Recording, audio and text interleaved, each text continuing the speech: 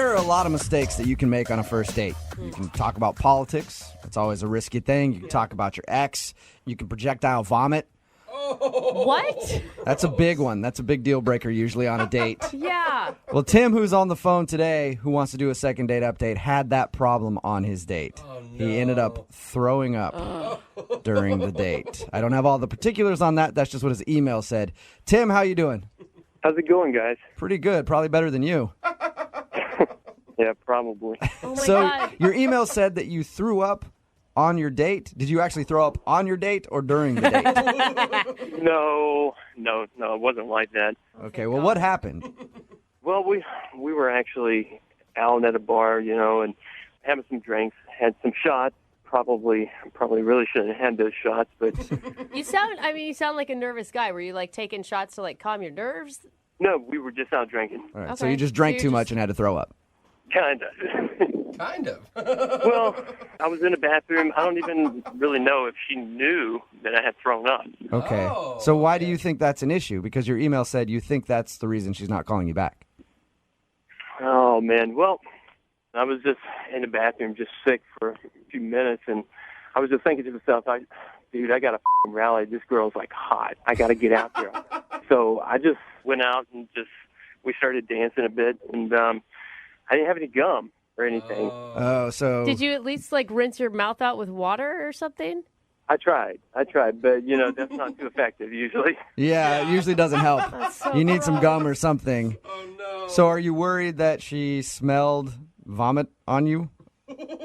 Obviously, yeah. But, at the time you're kind of feeling a little tipsy, so you're not really all with it, and you kind of feel like, okay, should I not? It's hard to make decisions at that time. And what was this girl's name? Kate. So did she say anything about noticing that you smelled? Well, she didn't say anything, but we did kiss, so I'm figuring that she Ew. did. You kissed her with puke mouth? Why? It just kind of happened. You should have gave her the cheek or something and then on your way out grab some gum. Yeah, that's just rude. I didn't want to do it, but she kind of wanted to make out. What am I supposed to do? Yeah, I guess Oh, if I were in your shoes, I would have done the same thing. Yeah.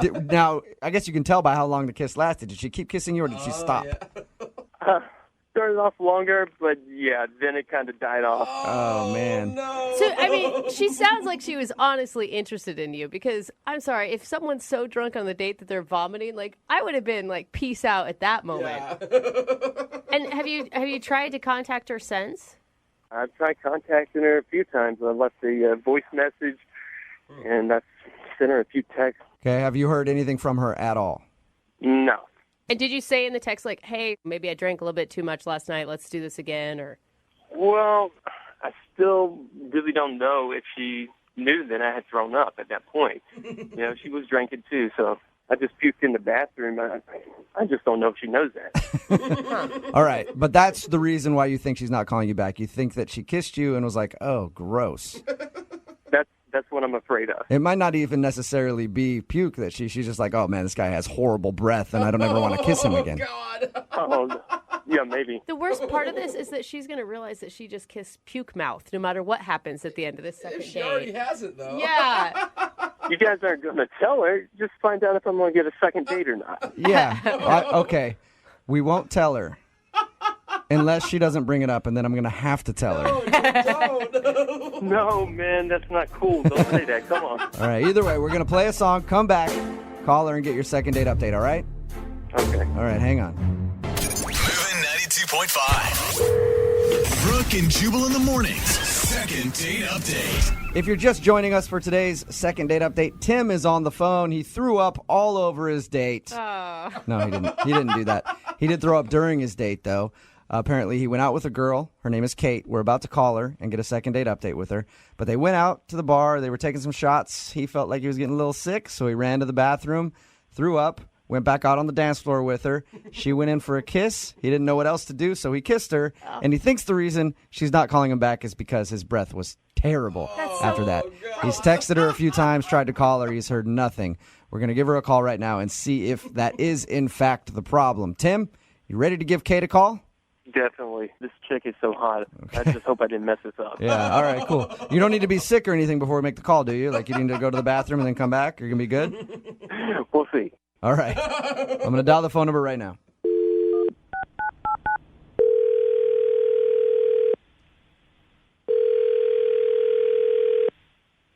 Hello? Hi, can I speak to Kate, please? Yes, she? Hey, Kate, how are you? This is Jubal from Brooke and Jubal in the morning. I'm sorry, what? This is Jubal from Brooke and Jubal in the morning, the radio show. Okay. I'm calling you today because you recently went out on a date with someone who listens to our show. His name is Tim, and he emailed us asking if we could get you on the phone to find out why you're not calling him back. You're kidding me. No, I'm not. Tim called your show, and now you're calling me on his behalf? Correct. Because Can I ask why? we think Tim is a great guy, and we just don't understand why you don't want to go out with him again after your first date. You got to be freaking kidding me. No, not at all, He's actually. a great guy. I'm not really sure. What do you want? I just want to know why you're not calling him back, that's all. Can you tell us that? I don't know what you know, but I met him at this club situation. At first, I thought he was a nice guy. He was coming on pretty strong, drinking a lot. Oh, God, it's so disgusting. Is it really that bad? Listen, Kate, we talked to Tim about your first date. He definitely does not have the same impression that you have. Mm-hmm. He said that you guys are just out dancing, having a good time, and that you even kissed him when you guys were hanging out. Which I deeply regret. So what really happened, if you want to know, and hopefully this is going to be tuned out to the world here because he's just disgusting. When we were dancing, I don't know how up he was at the time. He seemed to be drinking a lot, and he's a terrible dancer, by the way, but he did something inappropriate. What did he do? What did he do? I don't know if I can even say this on the radio. If it's too bad, we can always beep it out. He grabbed my hand and put it on his package, if you will, and he said, "Do you feel what you do to me, girl?" Are you serious? That's a move I've never heard of. I kind of pretended that he didn't say that, and I was like, okay, he's oddly weird. I don't know, what is just happening in the moment. And then he started to repeat it. "Do you feel what you do to me, girl?" And louder on the dance floor. And I was so embarrassed. I didn't even know what to do. People are looking at me, and it's louder than the music. Oh my gosh. And obviously that move didn't turn you on. I'm not even going to answer that. And just to clarify, the kiss was before this move. Yes. Okay. Yeah. Just want to make sure that. I'm hoping you didn't kiss him after he was doing that to you. Mixed signals. So obviously, I was completely disgusted, grossed out, violated, honestly, and you can see why I would never, in my wildest nightmares, even want to talk to him again. I don't blame Oh, you. that is unfortunate, Kate, because he's actually on the other line listening. What? Yeah. Tim, Casanova, you there? Gross. I'm telling you, I was drinking a lot. I promise you. I don't remember that. That does not excuse your disgusting behavior. I cannot believe you dragged me on the radio for this. Oh, no. Disgusting. Hey, I'm sorry. I really don't remember any of that. Is that really what I said to you? Do you feel what you do to me, girl? Yeah, over and over. I remember that pretty vividly. Oh, my God. I apologize. I'm sorry. I'm embarrassed. That was totally inappropriate. Have you been the drunk perv guy at the dance floor before, Tim? Be honest. No. I bet you've done that so many times. It was rehearsed the way you said it. Gross. I promise. I'm sorry. I've never done that before. Oh my God. I don't know how you could come back from that. Just even the guy on the dance floor that humps your leg is nasty. The guy who puts his hand on and says that line.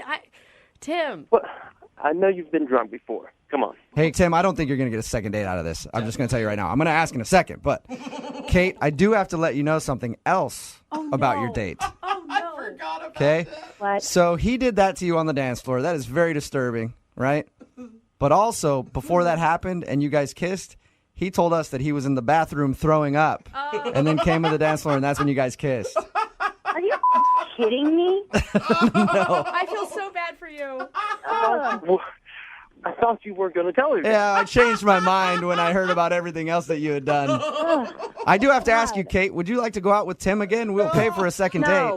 No. All right. Dude, Kate's never going to talk to a guy at the club again after this. Tim, I'm sorry. No second date for you, man. Well, looks like it's back to the club for me again. Yeah, you might want to stay out of the clubs. Hey, are both you guys still there? Yeah. Yeah. Okay, cool. I just want to know if you can hear what you do to me. Yeah. Brooke and Jubal in the morning. See this on the radio. If it's too bad, we can always beep it out. He grabbed my hand and put it on his package, if you will, and he said, "Do you feel what you do to me, girl?" Are you That's a clip from the second date update that we just aired. Tim wanted to call Kate. Tim thought Kate wasn't calling him back because they were drinking while they were out hanging out. He got sick. He went to the bathroom, got sick, came back on the dance floor, and they made out.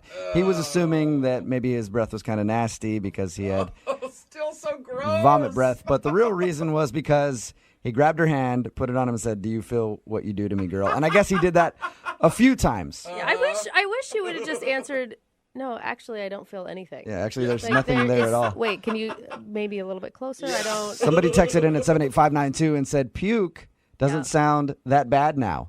After hearing exactly what he did. Very disturbing. Yeah, it was. Very bad. If you want a second date update, all you have to do is email the show, brookandjubal@moving925.com. We will call the person who didn't call you back. Second date update, we got a dude named Gavin on the phone, and Gavin said he met the girl he wants to call today at a bros night at the club. Oh, God. Yeah. You know, bros night. Oh, man. Bros night out. Yeah. You know, where dudes go out trolling for ladies, and it's never successful. What? And then you just end the bros night back at your buddy's house, drinking and complaining about how all the girls were ugly anyway. And lesbians, too. I mean, they didn't want to talk to us. Must be a bunch of ugly lesbians at the club tonight. Only possible explanation. That's all it could possibly be. But it sounds like Gavin actually met a girl at a bros night, which is impressive. What's up, Gavin? What's up, man? How you doing? Oh, Pretty good. Gavin. How'd you do that? How'd you actually meet a girl while you were out with your buddies? Oh, man, you guys can hate all you want, but me and my buddy Dave, we go rubbing and clubbing all the time. Did you wait? Stop, Gavin. You did not just say rubbing and clubbing. I did. Attaboy. I don't even really know what that means. Do you rub first? Do you club first? What's happening?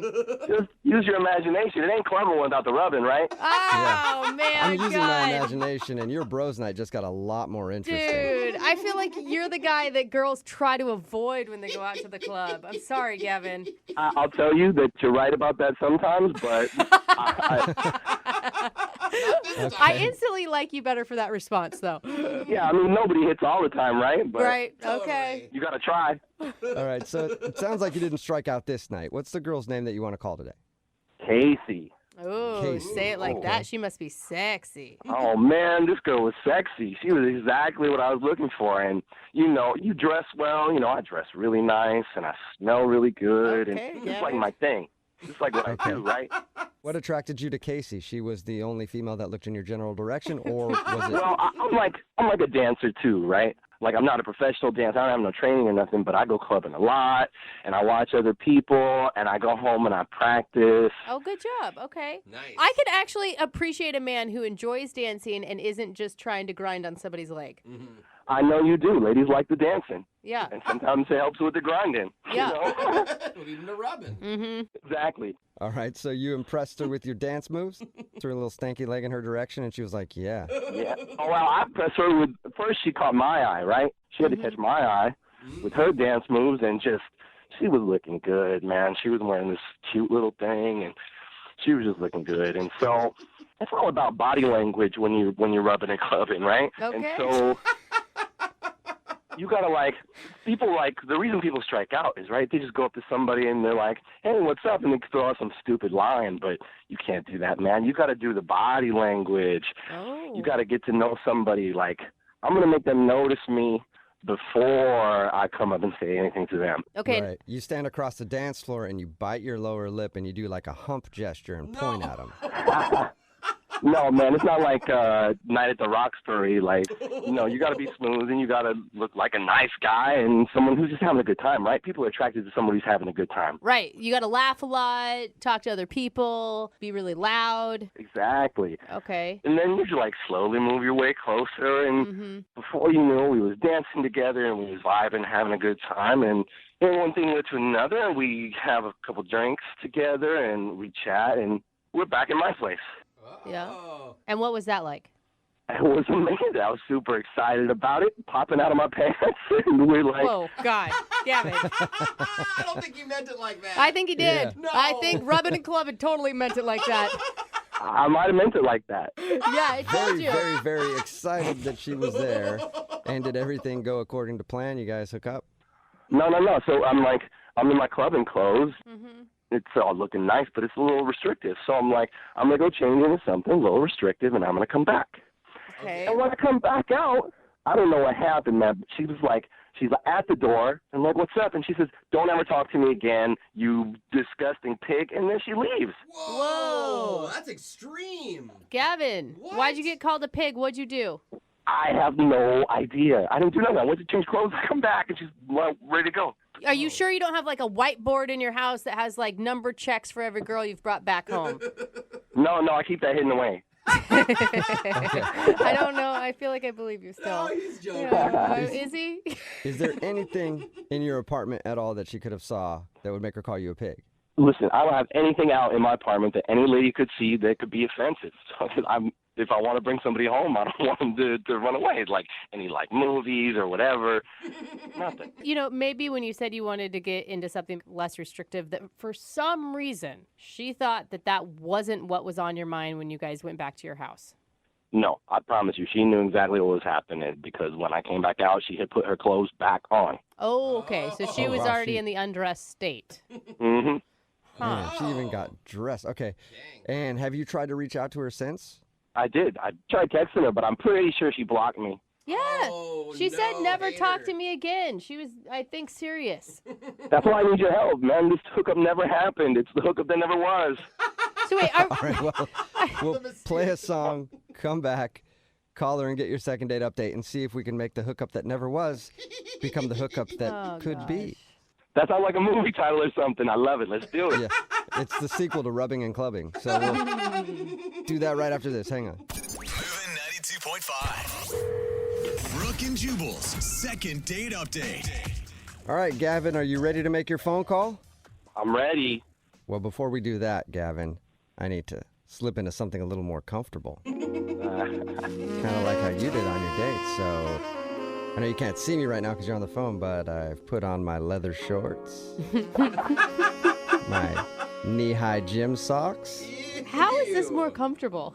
of course, my pink Vicky's Secret bra, and my mask. I just put my mask on. Oh my God. I'm ready to hang out. You gotta stop. You give me a hot and bothered. What? I'm sorry, I had to unzip the mouth on my mask there. Sorry, Gavin. It was That probably took a hard to hear. turn. Oh, gross. All right. Don't push my buttons, man. Yeah, I know. I know you're getting all excited. You're like, I don't want to call this girl for a second date. You just want to meet up with me now. Yeah. The reason why I bring that up is because Gavin met a girl named Casey at the club. They went back to his house. They were fooling around, and he was like, I'm going to go change my clothes, slip into something a little more comfortable.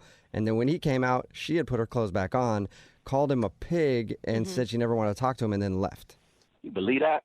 Yeah, we do believe it. It's very believable, Gavin. It's not believable. I'm not a pig. I don't know why she thinks that. All right, well, we'll give her a call right now and see if we can figure it out for you, okay? Yeah, man, good luck. This girl don't even answer her phone. Yeah, okay. Here's the thing. I don't feel super great about calling this girl because she said she never wanted to talk to you again. Are you looking just for a hookup with her? Do you need some sort of what do you want out of this? Absolutely. I just want to hook up. What? Why would? There's like 1,000 girls you can go hook up with, Gavin. Why her? Because if you saw her, you'd know. No, okay. And also because she walked away. You're so close. Right. Look, I had my mind set on it. That's all. Well, okay, I will stop you from all the romantic talk, and we'll continue this. Yeah, we'll see if we can make this love connection happen for you. All right, here we go. I'm going to dial the phone number.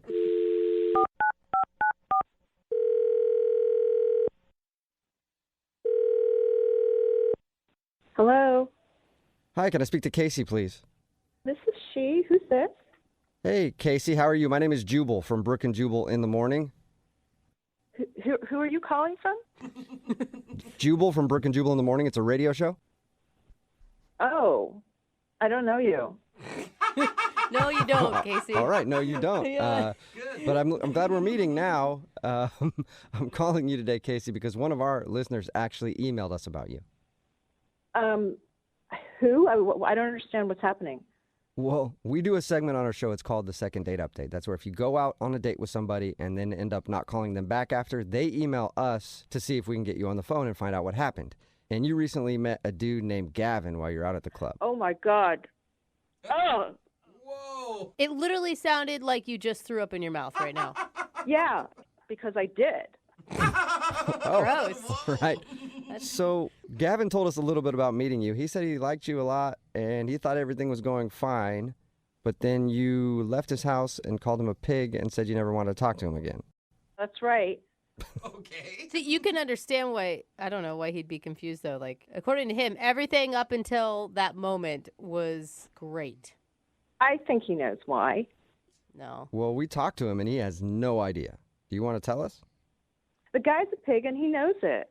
He actually doesn't though. Think about this, okay? So he's a pig, and he's going to continue being a pig unless he knows why he's a pig, and he has no idea. So if you tell us, then we can tell him, and maybe he can change his ways and not be a pig anymore. You could help turn that pig into a beautiful butterfly. Now, let's not go too far, right? Like, she threw up in her own mouth, for God's sakes. I think that may be a stretch. I just know that he's a cheater. Whoa. How? And how do you know that? So I don't know what he told you, but we were having a good time. We were. And we were on his couch, and then he went into his room. And so I looked up, and I saw that he had, you know, those Amazon Echoes. Yeah. Oh, yeah. And, you know, I just met him, and, you know, I got to take care of myself. And my girlfriends have told me that you could find out a lot about people from their Amazons, right? Oh, I thought you were going to say he was cheating with Alexa, which would be terrible. Wait. How do you find out stuff about somebody from their Alexa? Well, you know, you can grocery shop for groceries with your Amazon account. And so I asked Alexa, what's in your shopping list? And so he had a couple of like razor blades and shaving cream and cotton balls. And then it started getting into stuff like feminine hygiene products, secret deodorant, like CoverGirl makeup. What? Yeah, and he lives in a one-bedroom apartment, so this isn't a roommate. He's clearly living with a woman. It must have been his girlfriend. Uh-oh. So, Oh my God, you Or are he's using that stuff for himself. tampons? Really? No, Jubal. They can be fun if you know how to use them correctly. No, Okay? Don't Dude. ask me how I know that, but they can be. Casey, you are like a genius sleuth, I feel like, right now. I've got to take care of myself because there are a lot of guys out there who will just sleep around, and I'm not that kind of girl. All right. Hey, I'm sorry. I gotta say something. What? Oh, sorry, Casey. That's Gavin. He's on the other line and wants to talk to you. Hey, Casey. Oh, my God. Oh, you come in like that, Gavin. Really? Really? She just busted you, dude. Yeah, but because I'm not worried because it's all the stuff's from my mom, man. For your mom? What? From my mom. I get free Yeah. shipping. So you say. Anyone can say that. I can. No. There's no way that can be your mom's. That's just bullshit because your mom wouldn't wear CoverGirl makeup. My mom had me when she was a sophomore in high school. I got a young, hot mom. What? What? Oh, God. Now it's getting worse. Yeah, that was kind of weird. Hold Sometimes people on. think she's my sister. Gavin, that doesn't. You're not buying tampons for your mom. I don't even buy tampons for my mom. Look, I understand you're upset right now, and that's okay. I forgive you, but I didn't do nothing wrong here. I forgive you. What is there to forgive? You're the I mean, you left me hanging. Oh. It was about to go down, and all of a sudden you call me a pig. So And you're a lying pig. I mean, I don't know what you've been through that you're so distrusting, but I promise you, there's nothing going on. Classic. He's trying to turn it back around on you, Casey, and make you the crazy one. Don't take it. Don't take the bait. yeah, no, I'm not the crazy one. You're the one who's buying tampons for your mom and CoverGirl makeup, right? Yeah. Gavin, why are you buying all your mom's feminine hygiene products? Because I love my mom. No, you're yeah, a but liar. that still sounds weird. Like, a lot of people like their moms or love their moms or whatever, but they don't usually buy them tampons and makeup. She gives me a list, and I order this stuff. Okay, wait, I hold don't know on. what's so hard to understand. Why doesn't she just, I don't know, maybe go to the grocery store or order it herself? Because she would have to go to the grocery store to do it. She could just tell me what to do, and I get it. She don't understand computers and all that. Wait, you have a hot young mom who doesn't understand computers. Now your story is really starting to unravel here, buddy. Well, she grew up in the 80s. When I left the other night, I was 100% sure you were a liar. But now I'm 120% sure you're a liar. And you've got this mama's boy complex. Okay, all I'm saying is there's still time to salvage something out of this. What? We never had anything. Come on. You are still not trying here, Gavin. Are you really? I am. She's a beautiful woman. You know, at this point, I wouldn't touch you with a 10-foot pole. Maybe your lies would work with somebody else at the club, but not me. I wasn't born yesterday. I thought you were just a run-of-the-mill cheater, but now, oh, God, no thanks. Okay, well, in that case, Casey, I would love to ask you if you'll go out with Gavin on a second date. We will pay for it. You know, I have to go right now. I have to go to work. This is taking up a lot of my time. God, what a way to start the day. Can you pick me up some tampons on your way back? No, I guess I'm not getting my tampons. Unless Gavin, you still there? Yeah, I'm here. Gavin, you're a dirty dog. I cannot believe you. You lied to us too, man. How do you know I lied to you? Because I'm not an idiot, Gavin. I don't know. Really? You're going to go buy tampons for your mom next, If Jose? she asked me, of No, course you I would not. That is such a lie. Even online, you guys wouldn't do that. I might be lying to you. But you don't know that. We can't prove it, so you know what, Gavin? Sick, dude. Casey, the girl that you called, doesn't listen to the show, but you do, so I trust you over her. Yeah, right. Exactly. Thank you. Brooke and Jubal in the morning. Got a text in at 78592 says, I don't know what to think about that second date update, but I do know that I'm going to be rich now. Thank you. So, if you missed today's second date update, Penny wanted to call this dude named Christian. They actually knew each other in middle school, and she saw him at a fair. They decided to actually go out after they reconnected. But the reason he wasn't calling back was because during her date, she ran into a friend who she works with. They work in the same field. They do like a pyramid scheme type thing for water filters. Yeah. And they spent like 15 minutes pitching him on why he should sell these water filters. And he thought that he'd been scammed and set up by her to go out on this date just so that she could try to sell him some water filters. Yeah. Oh my God, it just dawned on me. What? Did she just do the whole second date update so she could pitch us the same thing? Whoa. Did we get scammed? Maybe you guys got scammed, but I'm still investing in this, okay? So, yeah, you guys lost out because you don't want to believe her, but I am going to retire pretty soon. We did get a couple texts, and they're like, what are the water filters called? Like, Totally. this could honestly be a scam. And what if she never wanted to date with the guy to begin with? Oh, my God. What if my the mind's whole thing blown. from the very beginning? What if she never even knew him from junior high? Well, then she's a genius marketer, and good job. Yeah. Hopefully we moved some water filters for you. Remember, if you want to do a second date update, all you have to do is email the show, and we will call the person who didn't call you back. Don't forget, it is Friday, so Young Jeffrey's Song of the Week is coming up at 8:10. Johnny Knox. Brooke and Jubal's second date update. The guy on the phone for a second date update today says he met the girl he wants to call at a charity auction. I think charity auctions are actually a great place to meet people because it's a room full of givers. And I like any function that's full of a bunch of givers and just one person receiving. So I think that's a great place to meet people. Okay. I'm down with that. What's up, Josh? How are you? Hey guys, how you doing? Yeah. Pretty good. Good. You giver? Yeah, indeed. Indeed. Did you notice the girl that you ended up going on a date with when you're at the auction? Actually, no. So, charity auction, good for a good cause. I found a piece of art that I really liked, and I got into a bidding war with somebody over it, and eventually I won. Nice. That can be exciting. I know, it felt pretty good. And then when I went up to pay for it, this beautiful woman out of nowhere comes up to me and says that she was the one bidding for it that I beat. Oh, okay. And then you rubbed it in her face and left. Yes, that's exactly what I did. First, I was a little taken aback because she was very striking. And then she offered to buy the piece of art from me. But I said that was not going to happen. But how about instead I take you out on a date? Okay. Wow, Wait, okay. a date in exchange for the piece of art? No. So she doesn't get the piece of art. You're like, no, keeping that. But, if all things work out, she could see it. Yeah, maybe it could be hanging on your bedroom ceiling someday, and you both could be staring at it. Sure. That's a possibility. But she agreed. She was a little taken aback by my forwardness, but, smiled and agreed. And then we went on a date. What's her name, by the way? Camden. All right. And how was the date with her? Would you just talk about the painting the whole time? Did you guys haggle over the painting the entire time?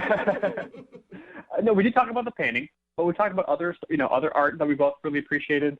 Just like it felt, when you're like, you talk to somebody, it's like the first time, but you felt like you've known them like your whole life. Totally. Yeah. That's what it felt like. That's an amazing feeling. Yeah, I haven't felt that often, and it was really nice and really enjoyable. And it sounds like you guys have a ton of common interests. I mean, obviously, you're both charity-driven people. You like the same style of art. We do. But one of the things we differed on, she's a big fan of this Pinot that she wanted to order with dinner. I was not the biggest fan. Oh, a wine fight. That's probably why she's not calling you back. We disagreed on wine. That's it. It's all over. By the way, you guys sound like the two richest people going out. Like, we like the same art, but the wine, it's not going to work. Yes. Well, I'm not that rich. I mean, I'm okay. I'm okay. But I'm not. I wouldn't consider myself rich. Some people are throwing down tons of money at this charity auction, which is great. But it's like, wow, that's much more rich for me. I couldn't handle that stuff. Yeah. Well, how did the rest of the date go? I thought pretty well. We went home because we walked back to her place because it was pretty close by. We had some more wine, and then I stayed the night. So it That went sounds well. like a successful date. Yeah, I thought so too. Did you guys hook up? Yes, we did. Oh, okay. Nice. That was your respectful way of saying it. I stayed the night. What was it like the next morning? That's the thing. When we woke up, like, her demeanor completely changed. She basically rushed me out of the house. She just kept going on like she was late for something. She had to go, which I understand. Like, I've been late for things before. I kind of get freaked out and frantic and like, I gotta get there as soon as possible. But like all the friendliness and the warmth she had the night before, like, just disappeared. Good. Like, I wasn't trying to slow her down or anything like that. Like, I got my stuff. I got out of there. Maybe she was just trying to sleep with you in hopes she would get that painting. And then you didn't give it to her, and she's like, get out. That's not crazy. That was one of the things I thought of, but she doesn't seem like that shallow of a person. Did you do anything weird or that would have upset her in the night? I don't think so. You didn't, like, use her toothbrush or something? No. Okay. She had a guest toothbrush. It was very nice. But no, I didn't do anything creepy or weird or untoward. Maybe that's the problem. Maybe that's what she wanted. Do you think I should have done more weird stuff with her? Oh, yeah. Go as freaky as you want on date one. You know what I mean? Yeah, dude. All out kinky. Then you know. Oh, my gosh. Like, you don't want to try stuff later on after you guys already have too many feelings involved. Don't listen to their advice. Yeah, no, I've never done that before, so Okay. I wouldn't even know how to push that envelope. Uh-huh. Have you guys really talked at all since you guys hooked up? I'm not really. No, I sent her 3 texts, kind of keeping it friendly and warm. Like, had a good time, love to hang out again. But like, she's only written back thanks. Ooh, that's cold. Yeah, Yikes. that's a bad review probably for how things went that night. Not even a thank you. Yeah. Wow. All right. Yeah. Well, play a song, then come back and call her and get your second date update, okay? Cool, thank you. All right, hang on. Moving 92.5. Brooke and Jubal in the mornings. Second date update. If you're just tuning in to today's second date update, Josh is on the phone and he wants to call a girl named Camden. They actually met at a charity art auction. They were bidding on the same painting. He ended up winning it, but that struck up a conversation and they went to dinner and actually ended up hooking up. But the next morning, she rushed him out of her place and he hasn't been able to talk to her since. Hey, Josh? Yep. Have you seen that painting in the last couple days? Yes, I have. Are you sure? Because maybe the reason she's not calling you back is because she's actually an international art thief. Oh. And while you were making passionate love to her and you guys were both making eye contact, she was scanning your retinas so she could use it to get through the security at your place to steal your beloved painting. Yes, my front door, all the security I got. Yeah. Yeah, Good theory, huh? Good theory. you got a sophisticated security system around your house, don't you? You guys should probably know this. I bought the painting for $80. Okay. I didn't say she was like a high budget art thief.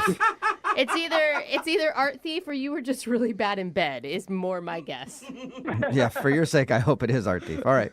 I'm going to dial her phone number right now and see if we can figure out why she's not calling you back, okay? Great, thank you. All right, here we go.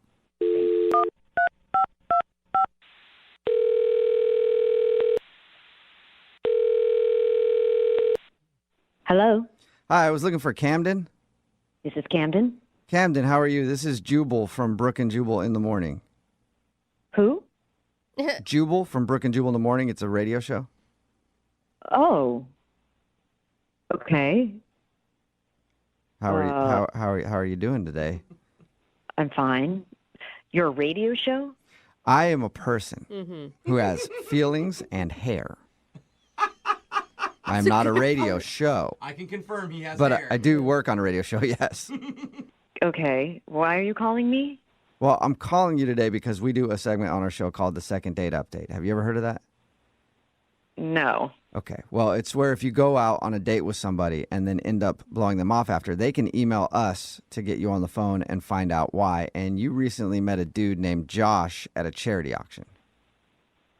Oh, okay. Okay. And Josh sent us an email. He told us about the evening you hung out.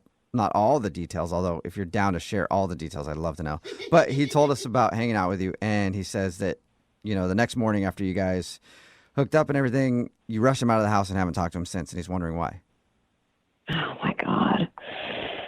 He seriously called you? Yeah. Yep. Should it be obvious to him why you're not calling him back? You'd think, but I don't know. You don't really know people, I guess, until you've spent the night with them, and then you learn a lot, and it was just bad, and I don't know. That's such a good question if he knows why. I don't want to talk to him anymore, and if he doesn't, that's almost scarier than if he did. Okay. Whoa. So do you mind telling us then? Because if he doesn't know, he should probably know, right? I mean, it's so personal, but I just don't. He did something that even if we had been like married for decades is something I would still not do myself, and I would sure hope whoever I was with wouldn't do it either. Wait, he did it when you guys were in the throes of passion? No, it was after we were together. What did he do? God, it's so gross. Really? He went into the bathroom after we were done, and he didn't close the door. What? Like, he was just in there, like, doing his business. Like, and we're not talking number one, okay? We're talking... Wait, he sat down for a toozy with the door open? He most definitely did. Ew. And I could hear and see and, yes, smell everything that was happening. Oh, Totally disgusting. I've just met this person, you know, and we were on, like, you know, a first date, first staying the night moment. Yeah. And he immediately reverts to this behavior. So just absolutely the most unromantic, gross thing. And then it got worse because he did not wash his hands afterwards. And I know. Oh, really? Did you tell him to get back into that bathroom? Go back to that sink right now. You just wiped. I was shocked. And I know he didn't wash his hands because I was just like, from my bed, I can see my bathroom. Oh, that's disgusting. That might be worse than the I'm gonna actual tell you, act. you don't even do that when you're married, okay? We keep the door shut during that business. I would hope not. And then he wanted to cuddle with me. Like, he wanted to touch me with his bacteria-laden hands. Get away, poop fingers. Is that when you rushed him out of the house? Well, you know what? I feel like I was actually pretty kind that I didn't just, like, leap out of bed and say, get out right now. Like, I let him stay, but I mean, God, I felt like I was just sleeping next to some giant animal or something, and I just... Yeah. Okay, yeah. I couldn't wait for him to leave the next day. I told him that I was running late for something and just got him out of there as fast as I could. He could have just forgot to wash his hands. You know, I have been drunk and remembered to wash my hands. Like, this is a habit. Yeah, and either way, I mean, the hand washing aside, too, to do that with the door open when you guys just met. I know some couples out there are like, we're so close, we do it on each other. That's how close we are. But for a lot of people, that's one thing you should hide from each other, you know? Close the door when you go to the bathroom. Little privacy. I mean, it's not like he's a horrible human being or something. I mean, it's just, I don't know how Thank you, Camden. possibly... I appreciate you telling me I'm not a horrible person. After all that, I kind of feel like it. Wow. Who is this? Oh, Camden, that's Josh. Hi. He's on the other line listening and wants to talk to you. I'm an animal? Are you kidding me? He's been on the phone this whole time? Yeah, he has. Apparently, he couldn't wait until we brought him into the conversation either. But this, oh, my God. Don't feel bad. This is stuff that he needs to learn about, Camden. Oh, my God. Not that big of a deal. Whoa. It's completely not natural. It's what? Everyone goes to the bathroom. We're intimate with each other. Josh, I didn't say you couldn't go to the intimate as it bathroom. gets. I don't need to witness it. And the whole, what's with the not washing your hands? Well, my hands weren't dirty. What? What? Did you not wipe? No, I wipe. I mean, I know how to wipe myself and not get my hands dirty while doing it. There's a barrier there. Josh, I thought for sure you were going to come on this phone and apologize profusely and say, oh my God, I forgot, or oh my God, I realized once I was already halfway through it that I hadn't shut the door and I didn't know what to do. Like, okay, well, no, I do apologize if Camden, you felt, kind of bombarded by that and were disgusted by that. I am sorry that you felt that way. That was the way I was raised. My family, we all, everyone poo-poos. And we would just poo-poo with the door open. It was never a big deal. Did you just say it naturally? poo-poo? Yeah. Did you just call it poo-poo? Yeah, everybody poo-poos.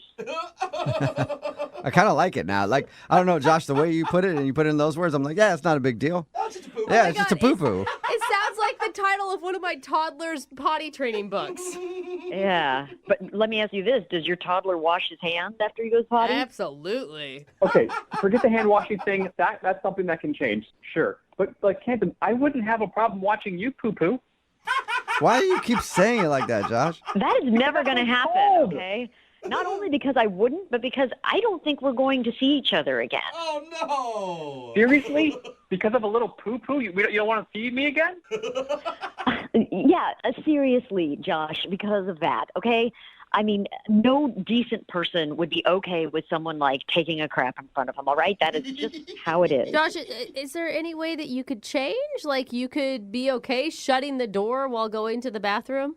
Honestly, I just thought it would show her how comfortable I was with her. I mean, our conversation was so nice and so comfortable. I don't mean to scare you with this language, but it did kind of feel like we were like an old married couple, the way we just kind of conversed and, had a good time talking. Well, I think you fast-forwarded the relationship pretty far, and let's just fast-forward it to when maybe one of us is dead and, we're not together anymore. Camden, you literally can't come back from this. I mean, you really liked this guy all the way up until that moment. Like, what if he promises to never do it again and to always shut the door in your presence? Because I kind of am worried about what else is going to come out of this. You know what I'm saying? Like that he really is just like, look, this is just how it is. This is how my family is. Like, what other things do they do? Do they drink off the milk carton right out of the fridge? What other habits are going to unfold in this scenario? And that he's going to just be like, what? That's how it is. That's what people do. Well, I don't drink out of the milk carton. I use glass. I put glasses on top of the dishwasher, plates on the bottom. That's industry standard. And you can close the door while you go to the bathroom. You should add that to your list. Absolutely. If you give me another chance, I will close the door when I go to the bathroom. All right. Camden, would you like to go on a second date with Josh? We will pay for it. Come on. I'm actually He promises to close the door. God, You guys could go over all of your boundary stuff on the next date. Oh, that sounds fun. Yeah, that sounds like an awesome date. Just discussing what you will and won't have in your life. Yeah.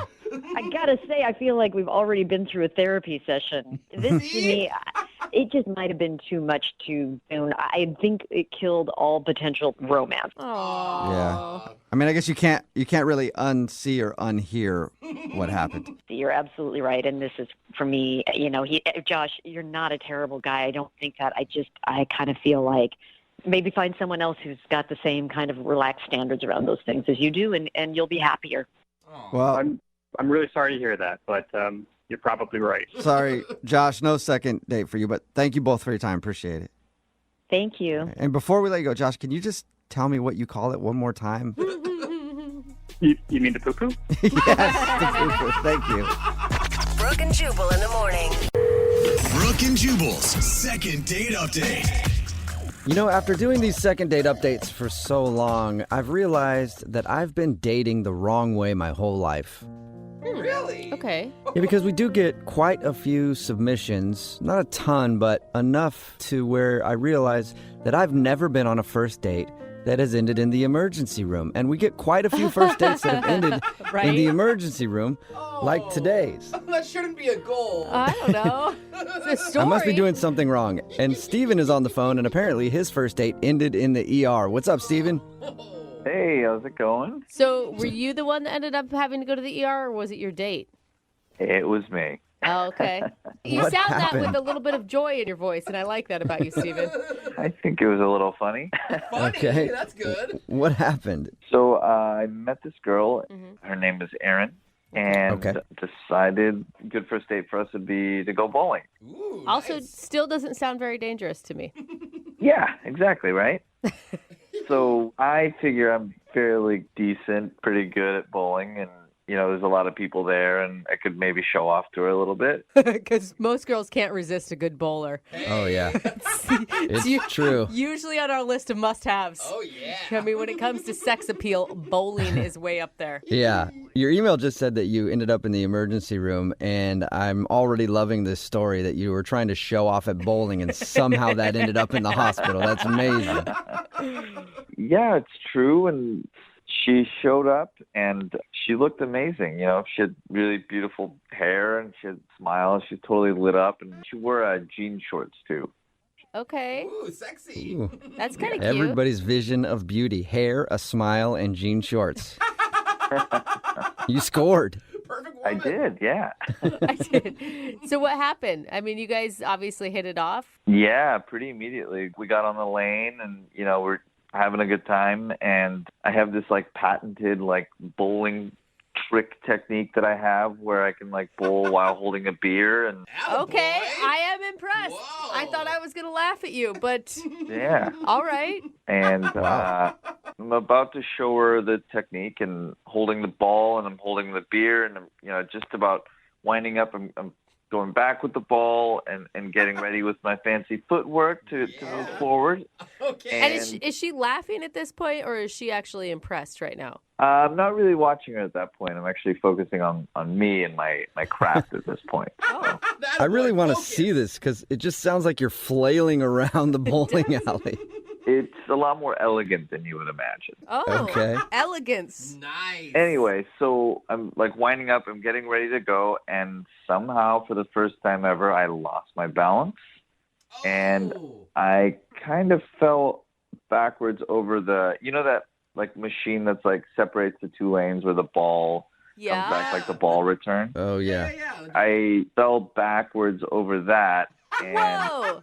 the ball went one way and I went the other, and the glass bottle in my hand shattered, actually in my hand, and it cut my hand pretty bad. Oh, that's how you hurt yourself. Oh, my gosh. Yeah. That is That a scene, sir. How bad was it? It was pretty bad, but I figure I could handle it, and just got some paper towels and just to kind of stop the bleeding. But the bleeding didn't stop, actually. So, Oh, my God. Wait, so while you're trying to control this bleeding, are you still having conversation with her? Or no, I was playing it cool because I didn't want to show, give any signs that I was being a wimp or anything like that. So No, I'm good. I'm good. I'm feeling a little faint because I've lost quite a bit of blood, but I can tough this out because I want to finish this date. I'm a man of my word. Pick up the spare. seriously, what was her response to all of this? she just really wanted to call an ambulance and help me out, but I was not wanting that, because I didn't want to come off as weak or anything at all. But Yeah. I did start to feel faint, and out of nowhere, I guess the front desk had called, and there's a couple of EMTs that walked up to me, and they asked me to come outside with them because I guess the cut looked really deep to them, and they said it needed medical attention. So the next thing I know, I'm in a gurney in an ambulance on the way to the hospital. Wow. It was that bad? Yeah, an ambulance for a cut on your hand? It was really deep, and I guess I'd lost a lot of blood, so they wanted to take me just as a precaution. So, wait, is that the end of your date? Is that how your date ended? Is you getting wheeled off on a gurney? No, she actually ended up coming with me, and she sat in the ambulance with me, and Really? it was really amazing of her to do that. And well, that's kind of a bonding moment, I guess. Yeah, cute, kind of. yeah, I tried to hold her hand, but I guess my hand was tied. Yeah, bad idea. Most women don't like holding bloody hands. It's a lesson that I've learned, too, the hard way. So how did it finally end, then? So basically, we get to the hospital, and I get rolled in. They, start stitching up my hand. And before I know it, I kind of, look down the hallway to see if she's there, and I guess she had left at that point. So, and I've called her since then, and left her messages and texted her, and I haven't heard from her at all. So she's not really responding. Yeah. That's kind of weird. Yeah, it's super weird because, she cared enough to come with me on the ambulance, and now she sort of just disappeared. So I don't know what's going on. Huh. Wow. Okay, well, we'll try to figure it out. We'll play a song, come back, and then see if we can get your second date update, okay? Thank you. I really appreciate it. All right, hang on. Moving 92.5. Brooke and Jubal in the mornings. Second date update. Hi, this is Jubal Flag. You might know me from such exciting radio segments as the phone tap or the second date update. And I'm here today to talk about something that is not discussed enough in our society, and that's safety while bowling. Remember, always bowl protected. Wow. And unfortunately, the guy in today's second date update did not protect himself enough while bowling, and he actually cut his hand and had to go to the emergency room in the middle of his first date. His name is Steven, and we're about to call his date. Her name's Erin, and find out why she left him. She actually rode with him in the ambulance to the emergency room. He went in there to get stitched up and stuff, and when he came out, she was gone, and he hasn't heard from her since. So what would make her leave a man on his deathbed? I don't know. We'll find out in just a second. Steven, are you ready to give her a call? I am. I just really want to know why she left without saying anything. If she didn't want to date me, that's fine, but at least check in or see how I'm doing or anything like that, Okay, you guys, it's a couple stitches in your hand. You guys are all acting like that this is some horrible accident where you couldn't have walked away from it. Well, the EMT said that I lost a lot of blood and, said I wasn't doing that well. So, Yeah, Okay, I'm it sorry. was bigger than it was. Wow. Well, Okay, I'm glad that you pulled through, Steven. I really am. I'm going to dial her phone number right now. You ready? Yeah. Okay.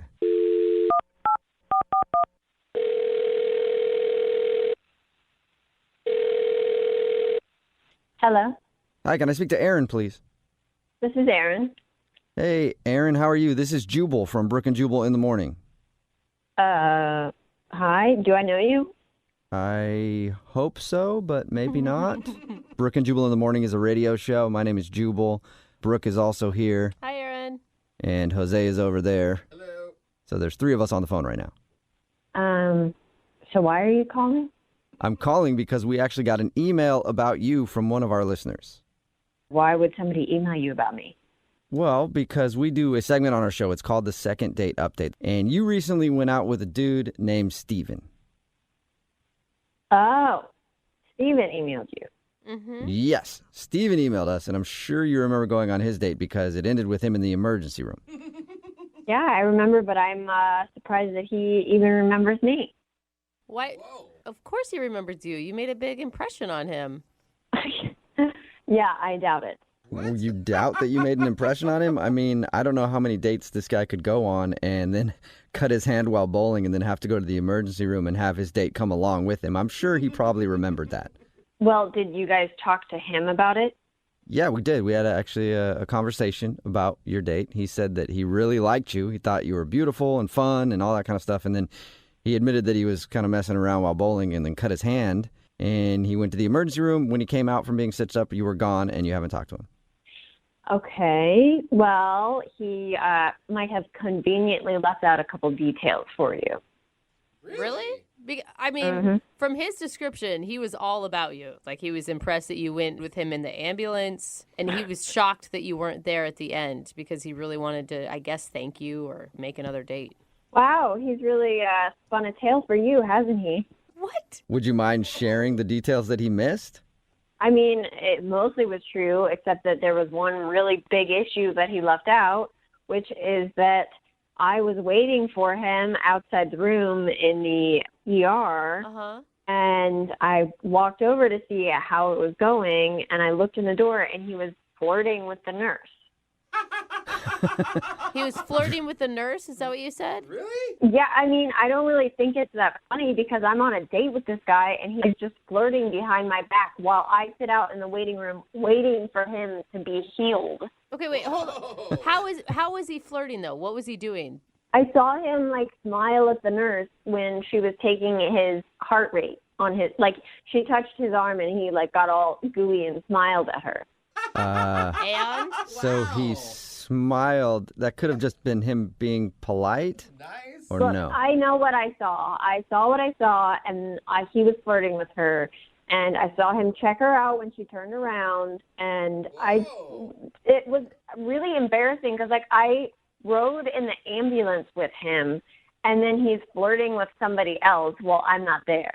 Okay, wait, hold on, though, because I'm going to tell you. So far, what you've described sounds pretty innocent. Well, you weren't there, and I saw him flexing when the nurse changed his bandages, so... Flexing? Like showing off his muscles? Like, hey, lady nurse, look at my big man muscles. You don't think maybe he could have been, wincing in pain or something? Why do you keep making excuses for him? He was obviously flirting. I saw it.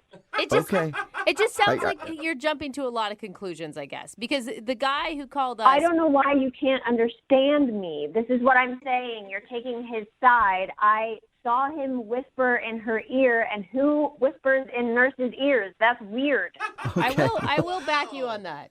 Yeah, there's not much whispering that goes on. Okay, you were there. I'm not just disregarding what you have to say. You were there. You saw it. You say that he was flirting with the nurse. But you know who else was also there? Enlighten me. Steven was also there, and he's actually on the other line and wants to talk to you. So I'd love to hear his side of the story. Wait, what? Yeah, Steven is on the other line and wants to talk to you. Steven, are you still there? Yeah, I'm still here. Seriously, Aaron? Yes, seriously. You're flirting with somebody while I'm on a date with you when I rode in the ambulance. How awful of a person are you? I don't think you understand what actually happened. I mean, she was being really nice, so I was smiling back. And regarding the flexing, I wasn't actually flexing at all. That sounds totally crazy on your end. So, well, then explain the whispering in the nurse's ear thing, because that's weird, and I don't know why you would need to be doing that, asking for extra Jell-O or something like that. I think you're being super off base. I wasn't whispering into anyone's ear. Are you paranoid on all of your dates? Is that just what happened? God. You come on this show and you turn everybody on your side and then make me look like I'm a crazy person when I was there and I saw the type of person that you are. Clearly, these suspicions are coming from somewhere, and you should probably keep it in your pants when you're on a date with somebody else. Whoa. Yeah, keep it in your pants next time a nurse is trying to stitch you up, man. This is ridiculous. She was helping me out, so I can't even be nice to her and smile at her? I mean, it's completely crazy what you're saying. I know what I saw. You checked out her butt when she walked away. Don't lie to me. Admit that you did it. Fine, one time, but it's not that big of a deal. I mean, come on, Aaron, cut him a little slack. If you had a hot male nurse, you're telling me that you wouldn't check out his rear end when he walked away? Not when I'm on a date with somebody else. That's disrespectful, and I would never be like that. Okay, so you have more self-control than most people. He obviously liked you a lot. Why are you being so insecure? I am not being insecure. If you had been there, you would have seen the way that he was looking at her. I'm surprised he didn't deep the doctor in front of me, honestly. Whoa. Nice. Dang, Aaron. That would have been amazing to see, Steven. I don't know what to say anymore. She's jumping to conclusions, and she's being way out of bounds. Okay, well, you're clearly a snake in the grass, and I see you coming. So don't even ever interact with me again. Oh, a snake in the grass. Good one. Oh my God. All right, well, if that's not good about, how about you're a dirty, filthy dog, and I would never even bring you in off the street. Wow. You're an abandoned stray dog, Steven. Oh, a snake in the grass or a dirty dog? That really hurts. I know it did, especially because that's a compliment compared to, like, what you really are. Oh. Whoa, hey, before this gets just too out of control, Aaron, would you like to go on a second date with Steven? We will pay for it. Not if I was the last nurse on Earth.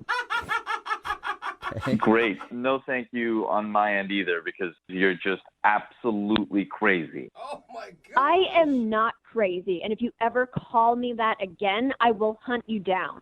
Whoa. Oh, all right. That escalated. Well, second date is officially over. Steven, go find a hiding place and take care. Thanks for listening. Brooke and Jubal in the morning. Text in at 78592 says you might want to save that second date update in case it's needed in court for a murder case. It's Brooke and Jubal in the morning talking about today's second date update. If you missed it, Steven wanted to call Aaron. They went out on a date and he has like some patented bowling trick. He was trying to explain it to us. It still didn't really make a whole lot of sense, but it involved him like flailing his arms around to be able to throw a bowling ball and hold a beer at the same time. And he was doing it to impress her, and he fell down and tripped over that little like ball return thing and cut his hand. And then the bowling alley called EMTs to come check on his hand because they thought that he was losing a lot of blood and stuff like that. And so he had to go to the hospital. She actually rode with him in the ambulance to go to the emergency room and then was gone when he was done getting his stitches, and he didn't know what happened. We got her on the phone, and she accused him of flirting with the nurse that was helping him. Oh, no. And that's why she didn't want to talk to him. It seemed a little extreme that she would just up and leave because he smiled at a nurse. But she did say that there was whispering in the nurse's ear, which he denied. I mean, still, she's just the most jealous person ever. Like, come on. He's in the hospital. How dare you let that nurse touch you? Well, right? How dare you let her touch you? she had to put stitches and like clean up my wound. I said Yeah, thank but you. I saw the way you were looking at her when she was cleaning that wound. You want her to be cleaning something else. Oh, man. I just the know. wound. Oh, man. So, I was trying to come up with a defense for her, but she does sound like a nut job. Yeah, totally. Yeah. And then her defense, I'm not crazy. If you say that again, I'll come find you. Like, what? yeah. Okay. I'm not crazy, and the little guy that lives in my eyebrow will confirm that. Just ask him. I'm not insane. So Steven said he was good and didn't want to go out with her again, but she was fine with that because Steven is a dirty snake in the grass. That was another good part from the second date update. She was trying to throw insults at him, and they were just misses. Yeah, they sounded like something like a 65-year-old retired woman would say. Yeah. Look at you. You're a curmudgeon. You're What? Remember, Okay. if you want to do a second date update, all you have to do is email the show, and we will call the person. When I was reading the email that we got in for today's second date update, it felt like I was reading the script to like a bad, cheesy sitcom. It was like food flying everywhere, people hitting their head on things and giving themselves bodily injuries. Is this like a Three tripping and Stooges? falling. Yeah. At some point, I think there was probably a glass window being moved across a busy street, and they'd go out in the middle, they'd almost get hit by a car, then they'd get back to the curb, and then finally at the end of it, they dropped it and it shattered everywhere. At least from the description of the date in the email, it sounded like crazy hijinks ensued the whole time. Wacky. Sarah is on the phone. Sarah, was your date really as bad as your email said? It was that bad, but I really like him. All right, well, take us through what happened then, because there was a lot of stuff going on in your date. I know. I kind of spazzed out. Basically, I met this guy, Luke, at a party, and we instantly hit it off. Okay. And he's pretty much everything I've been looking for. He's tall, he's smart, he's funny. He wears a funny hat with a propeller on it and rides a unicycle. No? No, but I Okay. should have been wearing all that. I mean, the night of the party, I guess because I'd had a couple drinks, I was pretty cool. we played ping pong. We were like laughing, and we ended up kissing like the first night we met. Nice. That's awesome. Yeah, it was awesome. Did you guys go on a date after that? Yeah, so that night he was like, do you want to go out for dinner tomorrow? And I was like, oh my gosh, this is it. Like, I have met the man of my dreams. Whoa, that is so much pressure to put on yourself going into a first date. I know. I was freaking out. I was so excited to hang with him, and I guess that's where the wheels kind of came off. That's where everything unraveled for you, huh? Yeah, it all kind of went up in smoke. Well, describe to us what happened, because from all the details in your email, it's really funny sounding. I mean, I'm sure it wasn't funny at the time, but some of the stuff that you said was pretty funny. No, it was so embarrassing. The way Jubal described it sounds like you slipped on a banana peel. Pretty much. Like, I dropped, like, spaghetti all over my dress. I was just laughing, and he was making me laugh, and I accidentally just kind of hit my water glass, and then in an effort to save my spaghetti, I picked up the plate, and it just went over my dress. So I picture the table flipping over and your pasta bowl flying into the air. Yeah, that sound effect. Water all over the ground. It was totally some Wile E. Coyote, like, Roadrunner stuff. It was really bad. I had verbal, like, diarrhea. I could not stop talking about my grandparents, my dead grandparents. What'd you say about it? Like, were you crying? They're so dead. I was just like, oh, you remind me of my grandpa. He fought in the war, and I don't even know what. Like, it just went on and on. And so you think that he's not calling you back because you were a little klutzy and kind of weird. Yeah, but I mean, it's kind of his fault. He made me really nervous. It's so cute and like so charming. I mean, I was giddy. I felt like totally embarrassed by how crazy I was acting, but like, he was adorable. So you've really fallen for this dude, huh? Yeah, I fell really hard twice. I walked out the door of the date, and someone held open the glass door for me, and I smacked right into it. Oh, wait, you mean literally you fell for him? Yeah. So you... I was thinking figuratively, but apparently... Not on this date. You actually fell into the ground.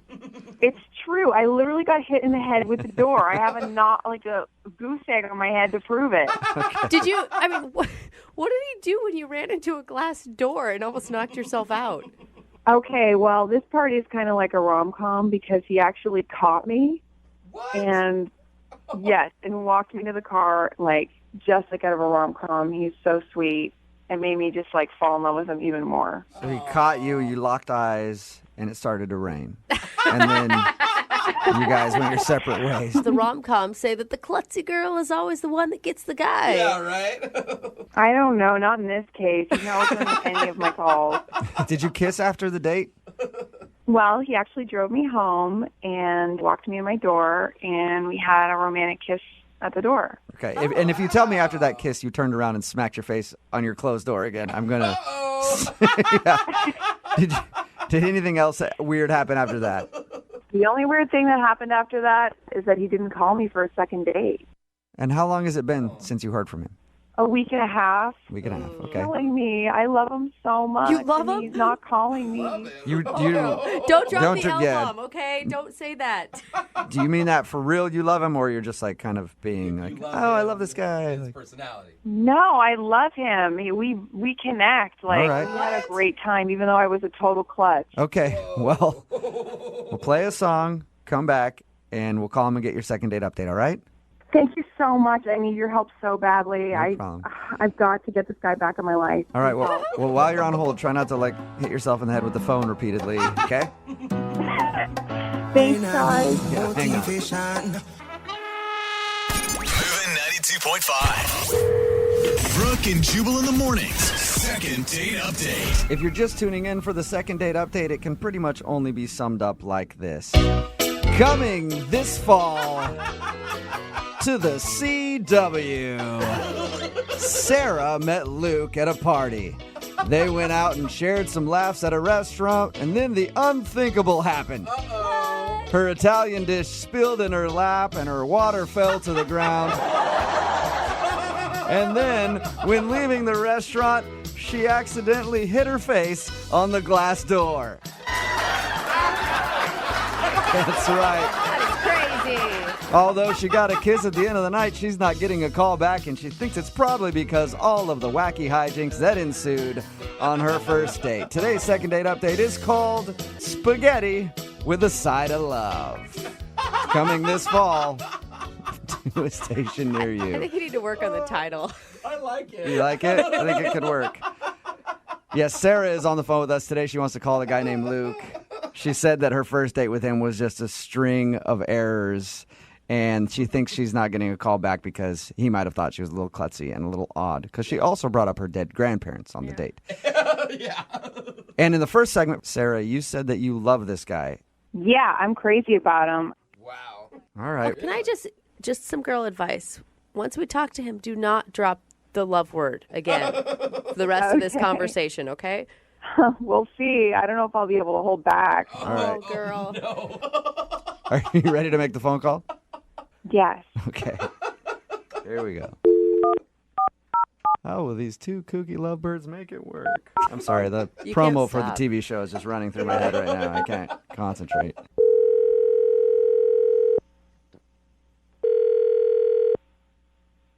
Hello. Hi, can I speak to Luke, please? This is him. Hey, Luke, how are you? This is Jubal from Brooke and Jubal in the morning. All right. Sorry. A radio show?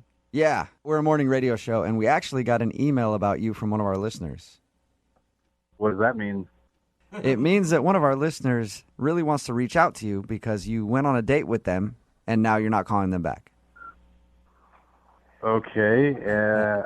May I ask who this person is? Yes, you may. Her name is Sarah, and you guys recently went out on a date to an Italian restaurant, even kissed at the end of the night, but she's been trying to get a hold of you, and you have not been returning her phone calls. Sarah from a party, Sarah? Yeah, she said you guys met at a party before you went out. And then we went out? Is that a question? Yeah, she told us about your date. She said you met at the party and then went out for a nice evening at an Italian restaurant. She thinks that you're not calling her back because she had spilled food at one point and then kind of knocked her head on a door. Is this some sort of weird joke? Why would it No. be a joke? I mean, I met a Sarah at a party not too long ago, but there wasn't a date after that. What do you mean? You didn't go out on a date with a girl named Sarah? No, sir. Is that the right guy? Did you kiss? Hang on, let me make sure I got the right guy. So you didn't meet a girl named Sarah at a party and then take her to dinner at an Italian restaurant? I met a girl named Sarah at a party, and we hung out for a little bit, and things were fine at the party, but I haven't actually seen her since the party. Okay. It's confusing because she gave us a timeline of about a week and a half ago. Was this about a week and a half ago? Correct. The party was about a week and a half ago. Did you kiss Sarah, the Sarah that you met at the party? We did kiss at the party. And actually, I mean, since the party, I've tried to get a hold of her, but she hasn't answered the phone or returned any of my calls. I don't know what the hell's going on here. Is there any I'm chance? trying to figure out why we would have bad information. I don't know. So Sarah from the party really called you guys? Yeah, I called them because you won't leave me the alone, Luke. What? Who? Day, night, text. Get the away from me, you stage 5 clinger. What is Sarah? Yeah. The Sarah from the party, Sarah? Yeah, the one you won't leave alone because you're stalking me. You're a psychopath. Leave me alone. I don't even know what the going on right now.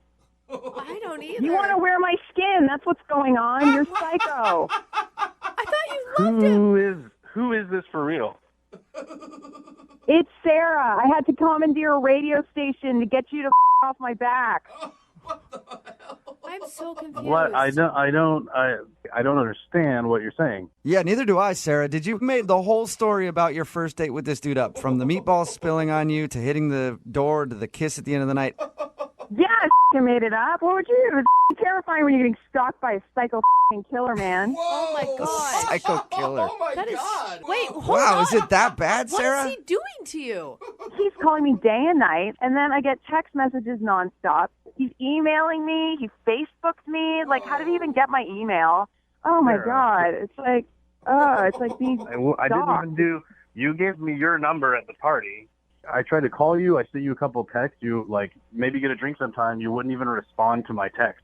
Yeah, because you're psycho. Like, he even contacted a friend of mine and started, getting in touch with her and ringing her phone nonstop. And, like, you take the hint. If I'm not getting back to you, I'm not interested. Luke, are you really, contacting her on Facebook and email, and you contacted her friend? Is that true? I mean, yeah, like I reached out, I emailed her and I reached out on Facebook, but it was after she didn't respond to text or a phone call. So I didn't know what else to do. I mean, I really liked her. I thought that we hit it off pretty good. It wasn't like a psycho thing at all. There's a body bag. It's not this. It's just, I just wanted to hang out again. I was just being a little persistent. Oh my God, a little persistent. Like, persistent isn't calling me night and day, having flowers delivered to my house, emailing me, text messaging me, calling my workplace. You call me at the firm. Sarah, and I've got people. Are you not over-exaggerating? Am I not over-exaggerating? What is this, Shakespeare? What the does that question mean? Sorry.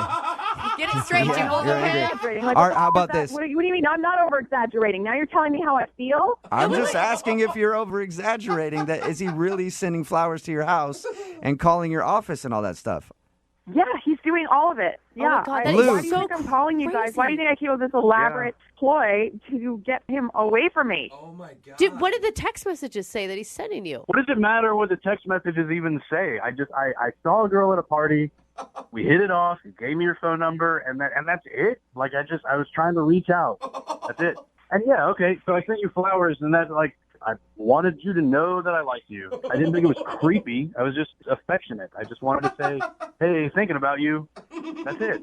You think it's sweet to give me flowers? How the did you even find out my address? Hey, you know what? I'm the one on trial right now. I was trying to do a sweet thing. You call a radio station, you crazy bitch? Hey, Luke. Hey, Luke. You know what, though, man? Like, I got to take her side on this. You shouldn't be sending flowers to somebody's house if you don't know where they live, and it's like the first time you met them at a party. Wait a second, man. You're taking her side right now? Yeah. She lied to you. She told you we went on a date at some Italian restaurant? None of that even happened. Yeah, but she won't even respond. She won't even text me back. Yeah, but she said the flower thing, and you didn't deny that, and to me, that's a little much. So I get where she's coming from. I just wanted her to know that I liked her. I was, hey, thinking about you, sent you some flowers. And if that's a crime, then let me be guilty. You know what? I'm done with you now. Now you know how I feel, and me the alone, okay? Hey, Luke, are you still there? What the was that, guy? Hey, That's all I don't know. dude. She lied to us and said that you guys went out on a date to get you on the phone, obviously, to tell you to back off. And I think after this conversation, it might be a good idea for you to back off. Yeah. Back off. That's great. Like back off from the girl who lost her mind and called a radio station just to get me to leave her alone. Yeah, but dude, if you're doing all that, if you're Facebook messaging her friends and texting her day and night and calling her nonstop and sending flowers to an address that she didn't know you had, you can't see her point a little bit. Dude, she never even wrote back to the very first text I sent. I was just reaching out. All she had to do was let me know. Just let me know straight up that she wasn't interested, and I would have backed off. Yeah, but like after a week of not hearing from her, that should be a sign she's not interested. You know what, man? Like, just leave me alone with this. Have fun calling another dude out of his workday and ruining that guy's day. All right, I will have fun. Okay, so they've both hung up, and at this point, I have to do it every time, no matter what. I would love to ask if they'll go on a second date with each other. Hey, Luke, would you go out with Sarah again? We'll pay for it. Yeah, sure. She sounds cool. Sarah, would you like to go out with Luke? Yeah, he's the best. I like him very much. Congratulations, a successful second date update. Thanks, you guys. Thank you, sir. Yeah, thanks a lot, dude. Love's in the air. Wow. Thanks, appreciate it. Brooke and Jubal in the morning. You made the whole story about your first date with this dude up. Yeah, I made it up. What would you do? It's terrifying when you're getting stalked by a psycho killer, man. Oh, my God. Text in at 78592 that says Brooke and Jubal just got played. Yeah, we did. If you missed the second date update, this girl named Sarah said that she wanted to call a dude named Luke. They had a fantastic date, and she was in love, and it was the best date ever. We got the guy on the phone. They didn't even go out on a date. They met at a party, hooked up, and apparently he wouldn't leave her alone. And she thought the best way to get him off her case was to lie to us, to do a second date update where she could just yell at him and tell him she wasn't interested. Which is weird because, I mean, we invite all sorts of stalkers onto this show. I don't know why she just couldn't have been truthful. A lot of people are texting in at 78592 saying, why couldn't she have just texted him and said she wasn't interested instead of going through all this trouble to do a second date update? Another text in at 78592 that said, he seems sweet. Persistence is just not something a lot of guys do anymore. I'm sorry. I have had a guy drop off a gift at my house, and I never gave him my address, and that is just, like, it's creepy. Yeah, he delivered her flowers to her address, but she never gave him the address, so that freaked her out. I think they're both a little crazy. I think that's true. I think they're both a little nutty. Which means they might have been perfect. Yeah, for they each should other. actually definitely go out on a second date. Today's second date update involves a group pickup. A group of guys picked up on a group of girls. Oh, okay. And now none of them are getting a call back, and they're all on the line right now. All 8 of them We can't do it. are It's on too the confusing. phone. They're all punched up. We're going to talk to the whole group. No. Actually, it's just Jake who was in that group that picked up a bunch of girls, and he's not getting a call back from the girl that he liked. What's up, Jake? How are you? Hey, how you doing? Good. Are you the only one out of this group pickup not getting a call back, by the way? I think I was also the only one to hook up, but I don't know. I could be wrong about that. Oh, look, I liked how you threw in a humble brag there. That was real cute, Jake. So tell us about your second date update. Who do you want to call today? I want to call Kara. Okay. And how did you meet Kara? So it was my birthday, and we went bar hopping, a group of my buddies, and we saw this cute group of girls. Okay. And so we sent them over around drinks. They accepted.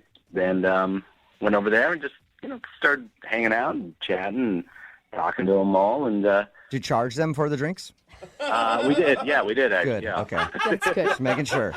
Before you guys went over to the table of the group of girls, did you have a discussion about who is going to pair up with which woman? Yeah. Oh, yeah. No, we definitely worked that out beforehand. Yeah. And unfortunately, my last buddy, he got stuck with. There's always one, and he's the one in our group too. So He had to fall on the grenade, huh? Yeah. All right. So you got Kara. Tell us about Kara. Kara, I mean, she's got these beautiful blue eyes, and sound like you're gonna say something else. I was like, whoa. Well, blue eyes. It's strictly her eyes. Yeah. Yeah, Fantastic. that's actually really nice. That's a nice compliment. Yeah, and she just really quick to laugh, and I love that. I thought that was very charming. So you guys seemed to click immediately when you started chatting with her? I thought so. Yeah, definitely. What kind of signs was she giving you that she was into you? I think I've read, they say the laughing. Maybe that's what if someone laughs at your jokes and they're stupid, and mine usually are. So, but then when we went to go play beer pong, and it was going pretty good, but then I shot the ball, and it took this ricochet, and it hit her right in the face. Yeah, right in those beautiful eyes. Yeah. The left one, I think it was. Nick, I love your eyes. I want to just swell one up real quick with a ping pong ball. Did she seem upset by that, or was it just a funny moment? We ended up laughing about it. So I think it actually was kind of a bonding moment, I guess. So I invited basically everyone back over to my place. I think just about everyone came, and we were hanging, and she ended up spending the night. Nice. Yeah. Ping pong ball to the face always gets the job done. I guess that's the move. Okay, so how was everything the next morning? Well, the next morning she was getting dressed and she couldn't find her bra. Oh, you hit it, didn't you? Well, that's my other move. Uh-huh. No, but we spent a good part of the morning looking around trying to find it. Looked all over my room, even the living room, and we never could find it. But I was like, hey, maybe you still want to grab some breakfast or something. She was like, I got to go, got to get to work, and she left. So it was a little weird. But I ended up finding the bra a little later that day, and I called her, left her a message, and sent her a text, got your bra. Love to see you. Did you send her a picture of you wearing the bra? That was going to be my next. No, I. You should have. Yeah. But anyway, so I have not heard from her since. So she hasn't said anything back to you at all? Nothing. Yeah, and it's a nice broad. Yeah. That surprises me because normally that's the move. Like a girl will leave something at your house so that you're forced to see her again. That's Right. called the old leave behind. Yeah. Yeah. Well, sometimes girls just accidentally leave something behind and have to give it up because they don't want to see you again. No. I mean, that's an expensive purchase. You know, she must really not want to talk to you. Yeah, you messed up. I hope not. I thought we were having a great time. I thought we had a great time. Is there any reason why you think she doesn't want to call you back? Other than the ping pong balls in the eye, I know. I mean, I thought it was pretty great night. She was just stewing on that all night. You guys hooked up and everything. The next morning, just like, I can't get over the ping pong ball thing. I'm sorry. Did she give you any indication that she wanted something more than just a hookup? Because maybe that's all she was looking for. I don't think so. No, I mean, we were just hanging out for one night. We didn't really get into anything serious, or we just getting to know each other, kind of talking. Okay, well, we'll play a song, come back, call her, and get your second date update, or at least get her bra back. Yeah. Thank you. Really appreciate it. Hang on. Moving 92.5. Brooke and Jubal in the mornings. Second date update. Regardless of what happens in today's second date update, it is a success in my book. Why's that? Because Jake is on the phone, and no matter what happens, Jake at least has himself a brand new bra. I can picture him in his apartment just strutting around, looking in the mirror at that fabulous new item that he has. Yeah. Getting ready to go out for a night with the boys with his brand new Vicky's Secret bra on, looking like $1 million. Jake, are you sure you want to do this second date update, man? I would keep the bra if I were you. It is a nice bra, but Yeah. It is amazing what some sexy undergarments will do for your self-confidence when out on the town. I feel 75% more confident. Yeah. Sexy bra will do that. If you're just tuning in for the second date update, Jake is on the phone. He met a girl named Kara when they were out at the bar with a bunch of friends. They all kind of met up and hung out. He ended up hooking up with her, and she left her bra at his place. He's been trying to call her to give the bra back and maybe get a second date, but she's ignored him, which is very rare because normally when a girl leaves a bra behind or something like that, it's in hopes that you'll call her, so you have to see her again to meet up to at least give the bra back and maybe get another date out of it. All right, man, I'm going to dial the phone number right now and call her. Are you ready? Okay. Yeah. And how are you going to feel if it turns out she just wanted a hookup? I'd be very disappointed, actually. I mean, because I thought we really had there was a real spark there. I thought there was a real connection. All right. Well, give her a call and see what happened, okay? Okay.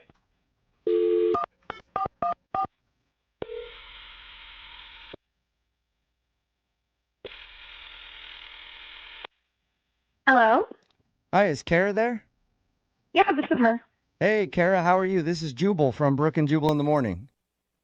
I'm good. Sorry, you mean like the radio guy? Yes, that is exactly what I mean. What's up? What?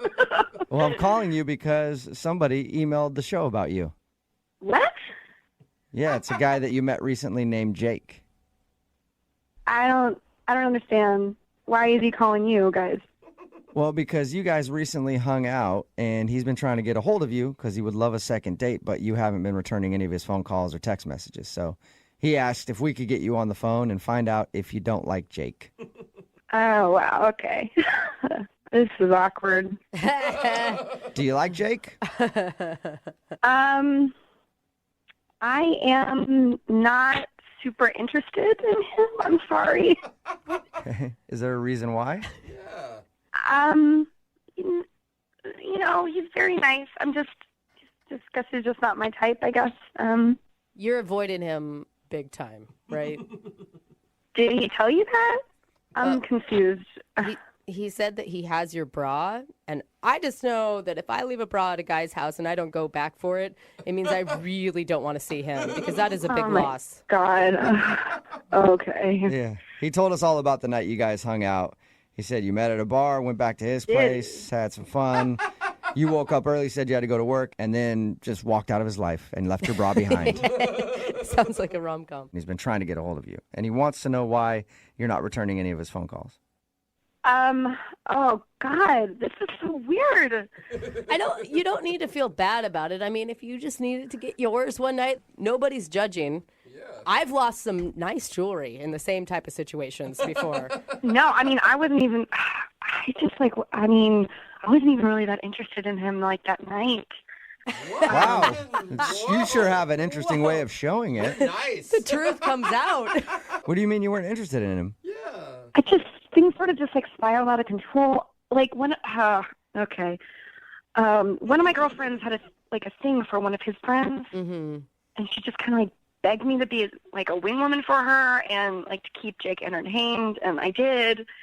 Basically so my friend could hook up with his friend, but then everyone's at Jake's place, and he's like saying it's his birthday, and I feel bad because it's like, do I give you a present? And I'm just sort of like stuck around. So.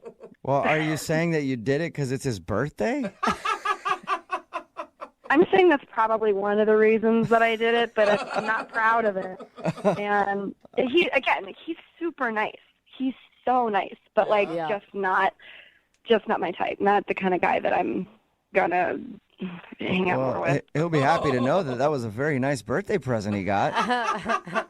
Yeah, and literally my friend kept like begging me, like every 15 minutes. I was like, I think I'm gonna go, and she's like, please just stay a little bit longer. So I stayed longer. Yeah, you did. All right. Well, you are a very good wing woman. I want to kick it with your group of friends.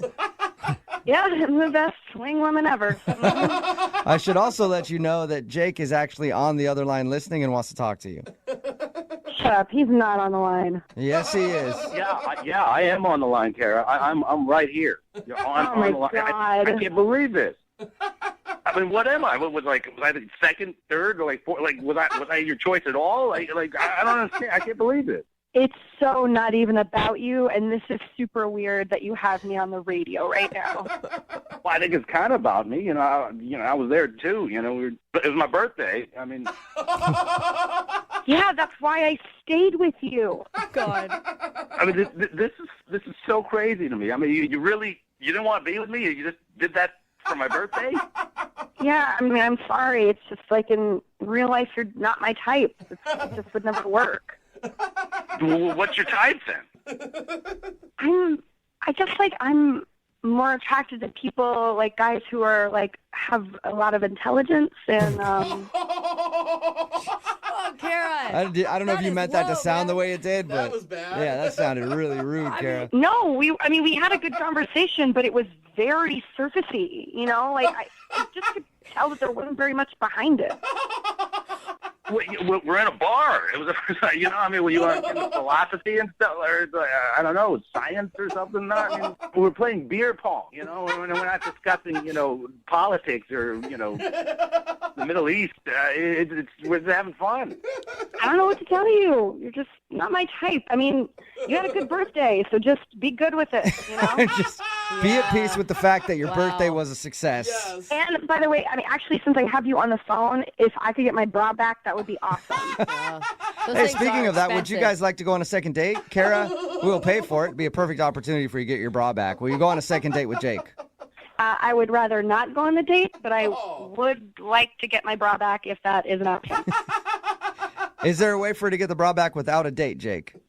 I mean, I can leave it, I guess, in front of my house or so. I don't know. You can mail it. Jake, mail is always a really good option when these type of situations arise. All right. I mean, Kara, you can text me your address later. I can send it to you. I'll text you my work address. Oh, awesome. Thanks a lot, you guys. Kara, good luck getting your bra back. Thanks. Jake, I told you should have kept the bra and just been happy with it. I guess so. Yeah. Maybe put your underwear in the package that you send to our work. That might help. This is an iHeart podcast. Hey, I'm Jay Shetty, and I'm the host of the On Purpose podcast. Recently, I had the honor of sitting down with the iconic Kris Jenner. Even if one of your children has been through something really difficult with their partner or an ex-partner, you still love them as part of the unit and the family. These are the fathers of my grandchildren, and that love doesn't go away when we experience really challenging times with them. Listen to On Purpose with Jay Shetty on the iHeartRadio app, Apple Podcasts, or wherever you get your podcasts. I'm Robert Smith, and this is Jacob Goldstein, and we used to host a show called Planet Money. And now we're back making this new podcast called Business History, about the best ideas and people and businesses in history. And some of the worst people, horrible ideas, and destructive companies in the history of business. First episode, how Southwest Airlines used cheap seats and free whiskey to fight its way into the airline business. The most Texas story ever. Listen to Business History on the iHeartRadio app, Apple Podcasts, or wherever you get your podcasts. On the podcast Health Stuff, we are tackling all the health questions that keep you up at night. I'm Dr. Priyanka Wali, a double board certified physician. And I'm Hari Kondabolu, a comedian and someone who once Googled, "Do I have scurvy?" at 3 a.m. And on our show, we're talking about health in a different way, like our episode where we look at diabetes. In the United States, 50% of Americans are pre-diabetic. How preventable is type 2? Extremely. Listen to Health Stuff on the iHeartRadio app, Apple Podcasts, or wherever you get your podcasts. What up, y'all? It's your boy, Kev on Stage. I want to tell you about my new podcast called Not My Best Moment, where I talk to artists, athletes, entertainers, creators, friends, people I admire who've had massive success about their massive failures. What did they mess up on? What is their heartbreak? And what did they learn from it? I got judged horribly. The judges were like, "You're trash. I don't know how you got on the show." Check out Not My Best Moment with me, Kev on Stage, on the iHeartRadio app, Apple Podcasts, YouTube, or wherever you get your podcasts. Thanksgiving isn't just about food. It's a day for us to show up for one another. It's okay not to be okay sometimes and be able to build strength and love within each other. I'm Elliot Connie, host of the podcast Family Therapy, a series where real families come together to heal and find hope. I've always wanted us to have therapy, so this is such a beautiful opportunity. Listen to Season 2 of Family Therapy every Wednesday on the Black Effect Podcast Network, iHeartRadio app, Apple Podcasts, or wherever you get your podcasts. First Date Follow-Up. Powered by the Advocates Injury Attorneys. Online at advocateslaw.com. Hunter is on the phone today for a first date follow-up, and he's getting ghosted by a woman named Carrie. So in a few minutes, we'll call her and see if she'll tell us why she's ghosting him and maybe get him a second date. But first, Hunter, how long has it been since you heard from Carrie? It's been like 2 weeks. Okay. 2 weeks is a long time. You stressing? Yeah, I mean, 2 weeks is an eternity, I feel like, in this sort of situation. Yeah. Have you tried to reach out to her? Yeah, of course. It's not like I was just waiting for her to make the next move. Okay. Texted, called. And you've heard nothing back? No, absolutely nothing. Well, why don't you tell us about the date? We did this like artisan pretzel making workshop, Oh, that's cool. These dates are getting good. Right. I thought so, flour everywhere. We're wearing those weird, crazy hipster aprons, and, everyone's pretending the dough has emotions, Okay. All right. It was fun, man.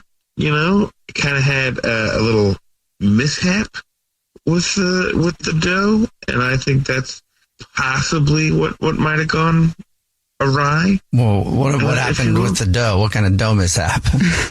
Sort of kind of hit her in the face with it a little bit. Just a little. On purpose? No, not on purpose. I mean, I was kind of doing a thing with the dough, like a dramatic chef kind of dough flip kind of thing. Mm-hmm. Dough kind of goes airborne and, gives her a little 1-2 right to the face. Oh no. Yeah, kind of left like some flour on her face, and I feel like that could possibly. Did she seem upset after she got hit in the face with the dough? She wasn't happy. I'll say that. Understandable. But, she kind of played it off. I didn't think it was that big of a deal. I think we're okay. Like I was like, are you okay? Do you have a dough allergy? And she was like, no. She laughed it off and said I didn't sign up to be assaulted by carbs. I thought it went pretty well, except for that whole thing. Yeah. So how did the date end? It went pretty good. I didn't get a kiss, but I got a hug. Which that to me is like a red flag. I feel like. Right. Okay. Yeah. Yeah. See that. A little pat on the back, like, thanks, I'm not going to see you again. Yeah, well, I didn't get the pat on the back. It was, the squeeze, but yeah. Okay. Yeah, if it had been like the, hug, but like distance, that would have been, I would have known right away. All right. So you're thinking the dough in the face is the reason that you're getting ghosted. I would think so. I mean, I can't think of anything else that would have happened. Okay. Well, we'll play a song, come back, and then we'll call her and see if she'll tell us why she's ghosting you and maybe get you a second date. Okay? Okay.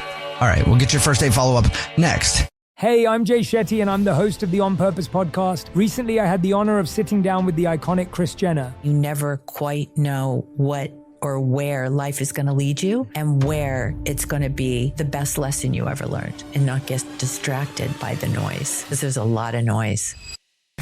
Even if one of your children has been through something really difficult with their partner or an ex-partner, you still love them as part of the unit and the family. These are, in most cases, the fathers of my grandchildren. I love these men, and that love doesn't go away when we experience really challenging times with them.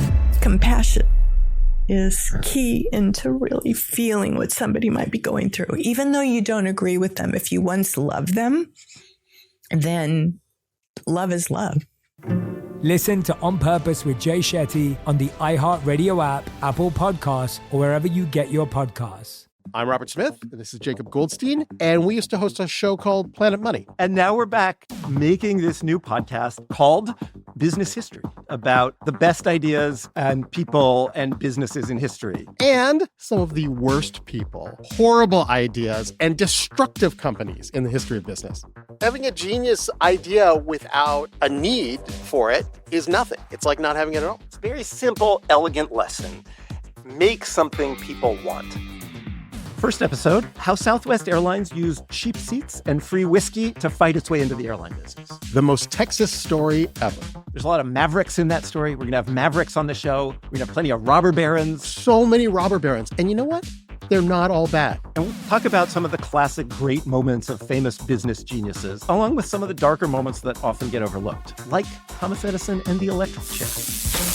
Listen to Business History on the iHeartRadio app, Apple Podcasts, or wherever you get your podcasts.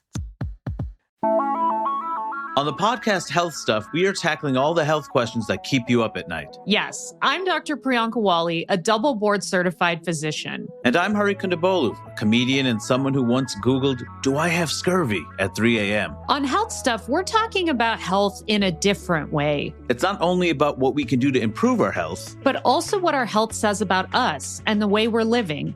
Like our episode where we look at diabetes. In the United States, 50% of Americans are pre-diabetic. How preventable is type 2? Extremely. Or our in-depth analysis of how incredible mangoes are. Oh, it's hard to explain to the rest of the world that your mangoes are fine because mangoes are incredible, but you don't even know. You don't know. You don't know. It's going to be a fun ride, so tune in. Listen to Health Stuff on the iHeartRadio app, Apple Podcasts, or wherever you get your podcasts. Right in the middle of your first date follow-up, if you're just joining us, Hunter is on the phone, and he's getting ghosted by a woman named Carrie, so we're about to call her and see if she'll tell us why she's ghosting him and maybe get him a second date. But before we do that, Hunter, why don't you break down your date again for us real quick? Yeah, we went out to a fancy pretzel making workshop thing, and I kind of assaulted her with the dough. So that's probably why. Right. Not on purpose. It sounds so violent. Yeah, I feel like that. I mean, I didn't think that sounded. It feel like that. I made it sound way worse. Okay. When I threw the word assaulted in there. Right. It kind of sounds like I'm in the Epstein files or something there, but that's not what happened. Okay. All right. Well, are you ready for us to call her and see if she'll tell us why she's ghosting you? Yeah. And hopefully we can, I promise I'm not going to smack her in the face with dough again. Okay. Here you go. So sweet. We're going to call her right now. Here we go.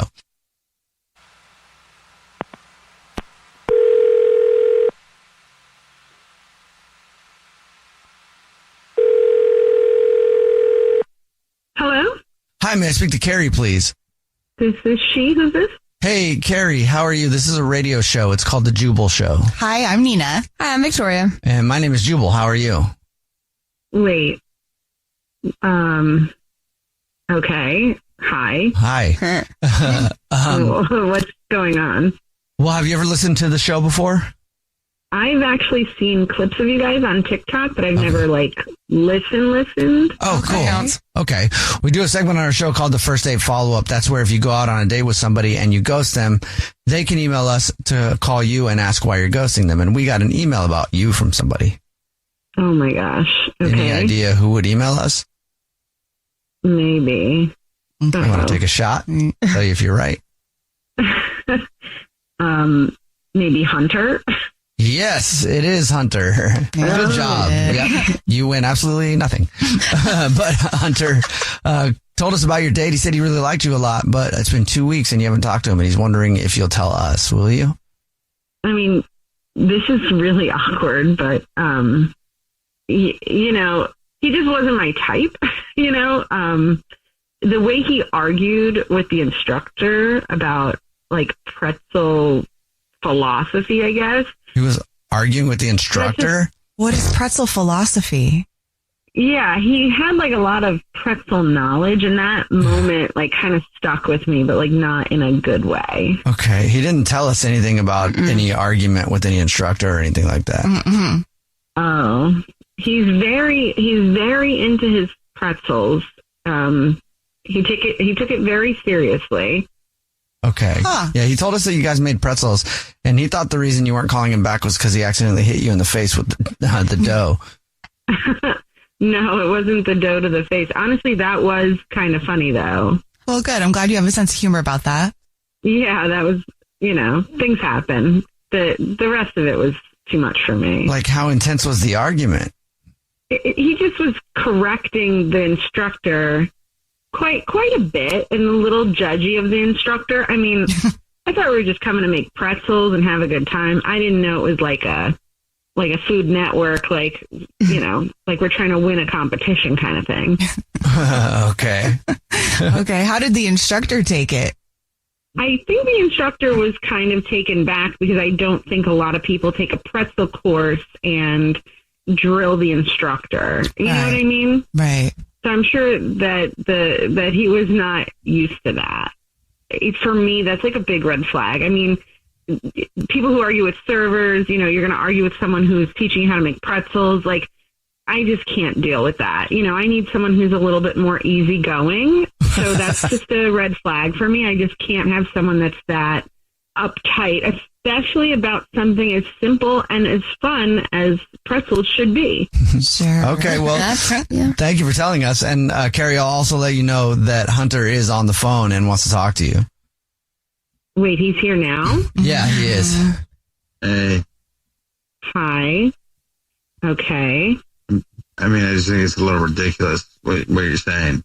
It's just a little debate.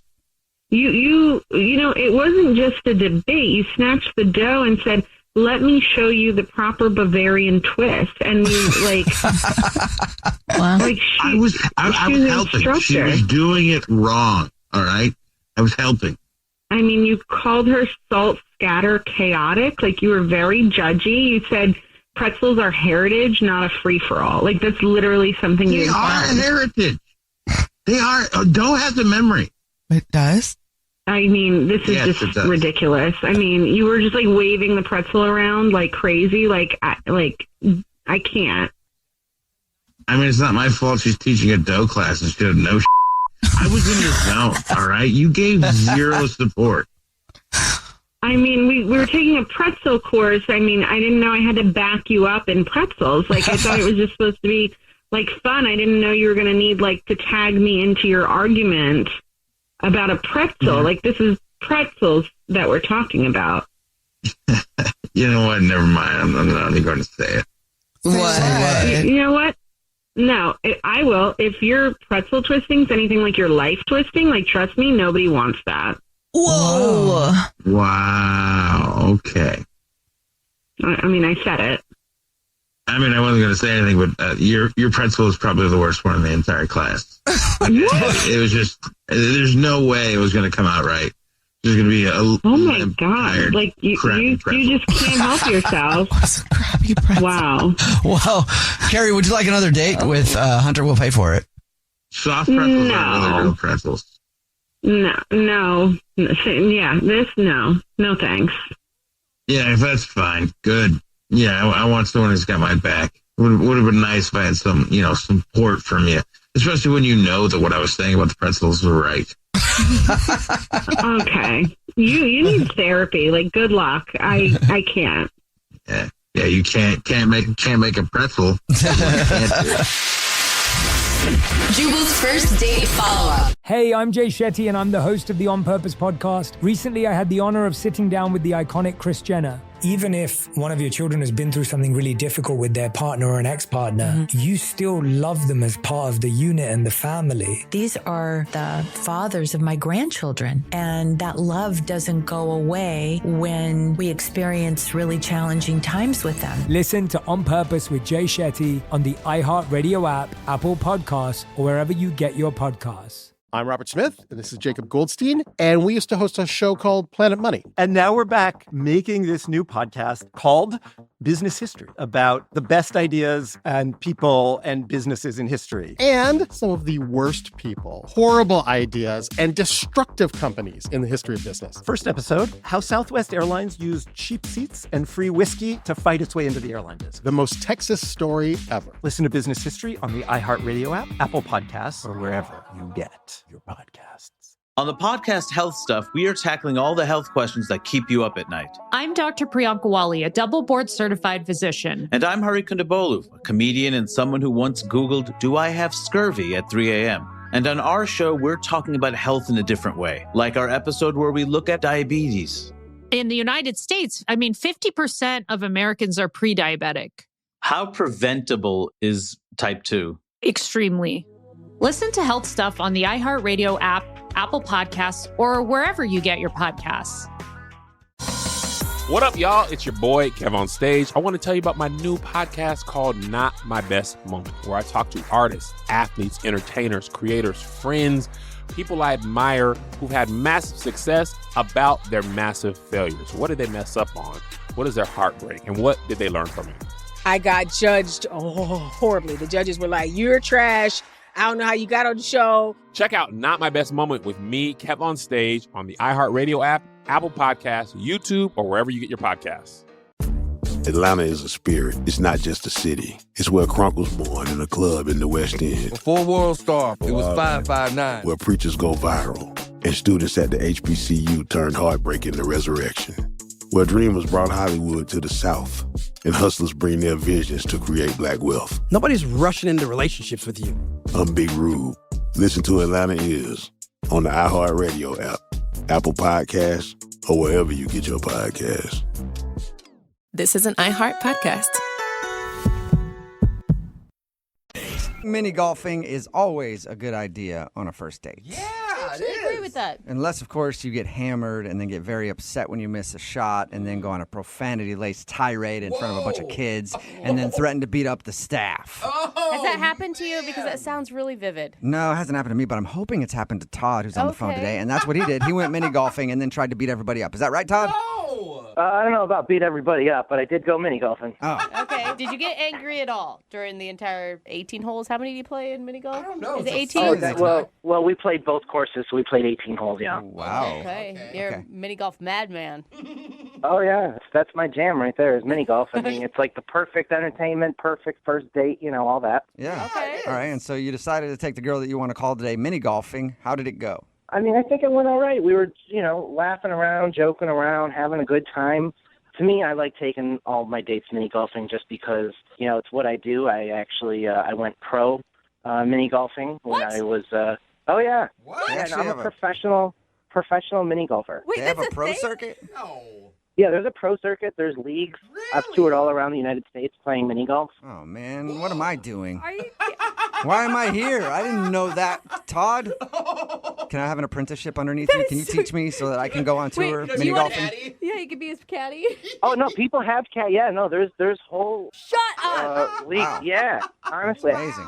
all over the country. There's just so many nice courses. Wait, what makes a course nice? Like a cool windmill? Well, it depends on what you're looking for. You know, like some people like more of a challenge, so there's a lot of courses with a lot more obstacles and things in the way. Some courses, they use lighting, different fiber optic lighting to make the courses look tough. Interesting. Can we just throw out the second date part of this and discuss pro mini golf for a while? Because this is fascinating to me. I've always just tried to not step in some little kid's pee when I've been there. Pee? Oh no, Yeah. some of these courses they don't even allow kids. A lot of these pro courses. Oh, that's amazing. You have to tell me where those are. All right, let's get to your date. So, how was mini golfing with Laura? That was great. When I take a date out, I'm not trying to be competitive or anything. I'm just having fun and having good conversation and talking to her. And we have a lot of similar interests and stuff like that. But I guess there was just this one thing that we didn't agree on.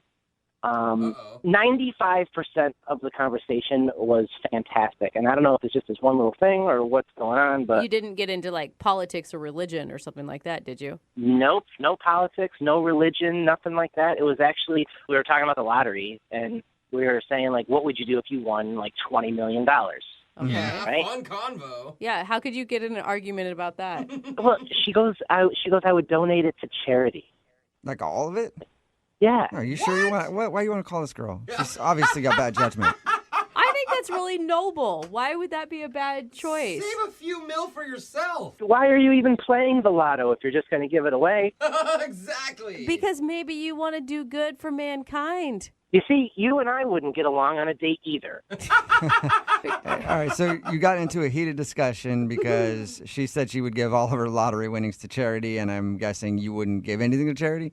I would blow it on cars and going out and buying nice houses and I will say, doing fun things. I can actually see why that would be a reason not to call you back. Because it does, I mean, it says a lot about what type of person you are, what you would do with that type of money, right? You sound a little materialistic and selfish with that answer. Again, I'm not dating you. I'm trying to date somebody else. I'm just trying to interpret why she wouldn't be calling you back. How heated did things get with her over this? I mean, not like heated, but there was definitely a disagreement. And, but luckily that was on like the 17th hole anyway. It wasn't like the whole date was really shot anyway, but the majority of the date was great. And I'm just not getting a call back, and I don't know. How did the date end? I walked her back to her car and gave her a hug or whatever, and that was it. Well, I mean, I feel like a date is sometimes like a good movie. You remember the beginning and the end. The middle doesn't really matter that much. It's just the part to get you to the end. And if you end really well, it says everything. It's all she remembered. I mean, I guess. I don't know. But if you like the whole... if you're entertained throughout the whole movie, you're going to go see the sequel. No, not if the end sucks. You would never get along, you two. Yeah, no, you guys definitely would not be dating. So when she got in her car and stuff, did she seem like she wanted to see you again? Did she say anything or look at you in a certain way? You know that look, Todd. I don't know. She's just, she gave me a hug or whatever, and she's like, okay, I'll talk to you soon. And it'd really be a shame if she's not calling me back because of that one thing.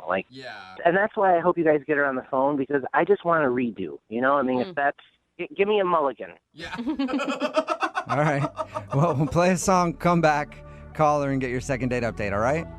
Thank you. All right, hang on a minute. Right in the middle of a second date update, and if you're just joining us, Todd is on the phone, and Todd took a girl named Laura to mini golf for their first date. He said 95% of it was awesome, but there was a bad 5% when they got into a little bit of an argument about how they would spend the money if they won the lottery. Todd says he would spend it all on material things. Laura, bleeding heart Laura, says she would give it all to charity, and I guess they argued about that a little bit. Todd, I do know one thing. If you won the lottery, you wouldn't be having to do a second date update right now. You would have date options, that's for sure. Right, exactly. Now, if you guys go out again, are you going to be able to not bring this topic up? I don't really think so. I think it's a good thing if we bring it up again and talk about it. Yeah, it's an important topic, and after thinking about it a little bit, maybe I would give some to charity. That can't be a totally bad idea. Okay. Look at that, Todd. You do have soul. Or he's just telling her what she wants to hear. Oh, come on, Jubal. So that he can get another date. All right, I'm going to dial her phone number right now, and get your second date update, okay? Thank you. Here we go.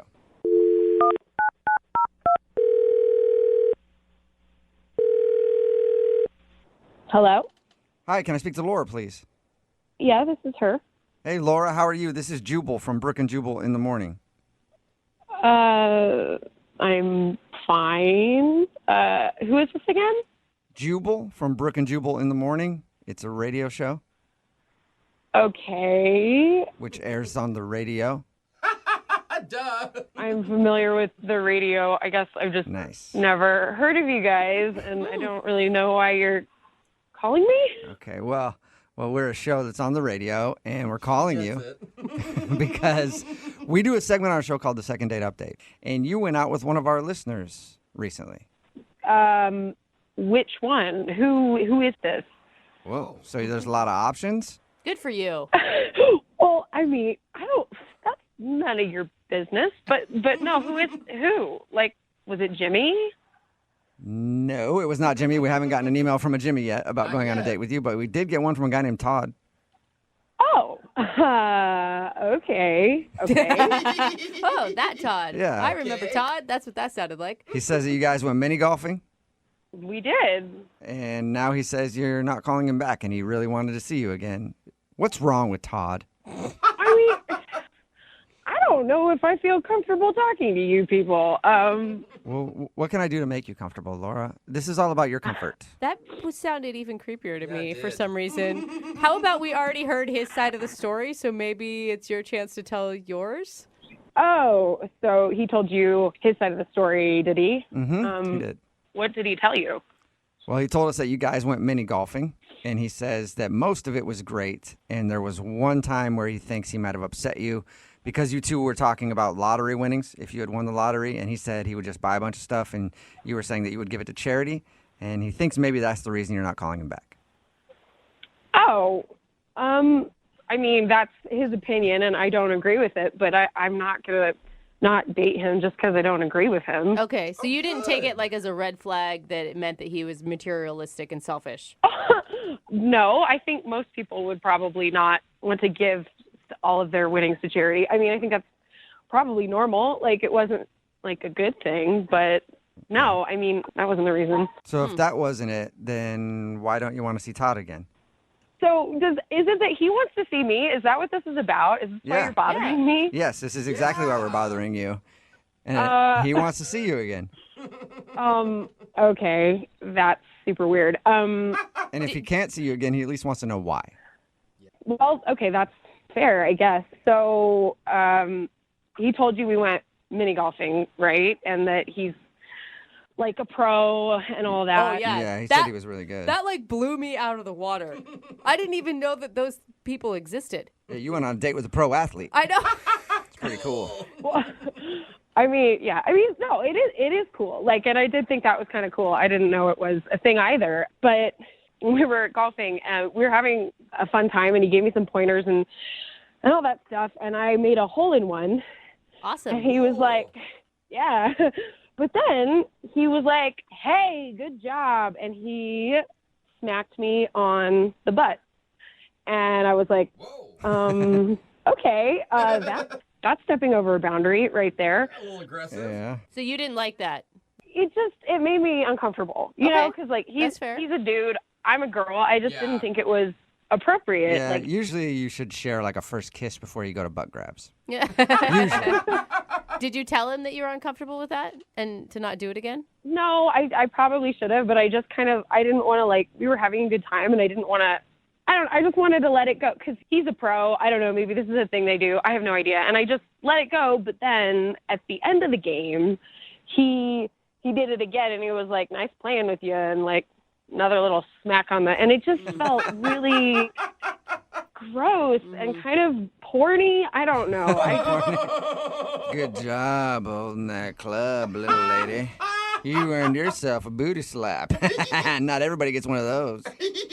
Yeah, it was just really uncomfortable. Yeah. I can see how that works. Wait a minute.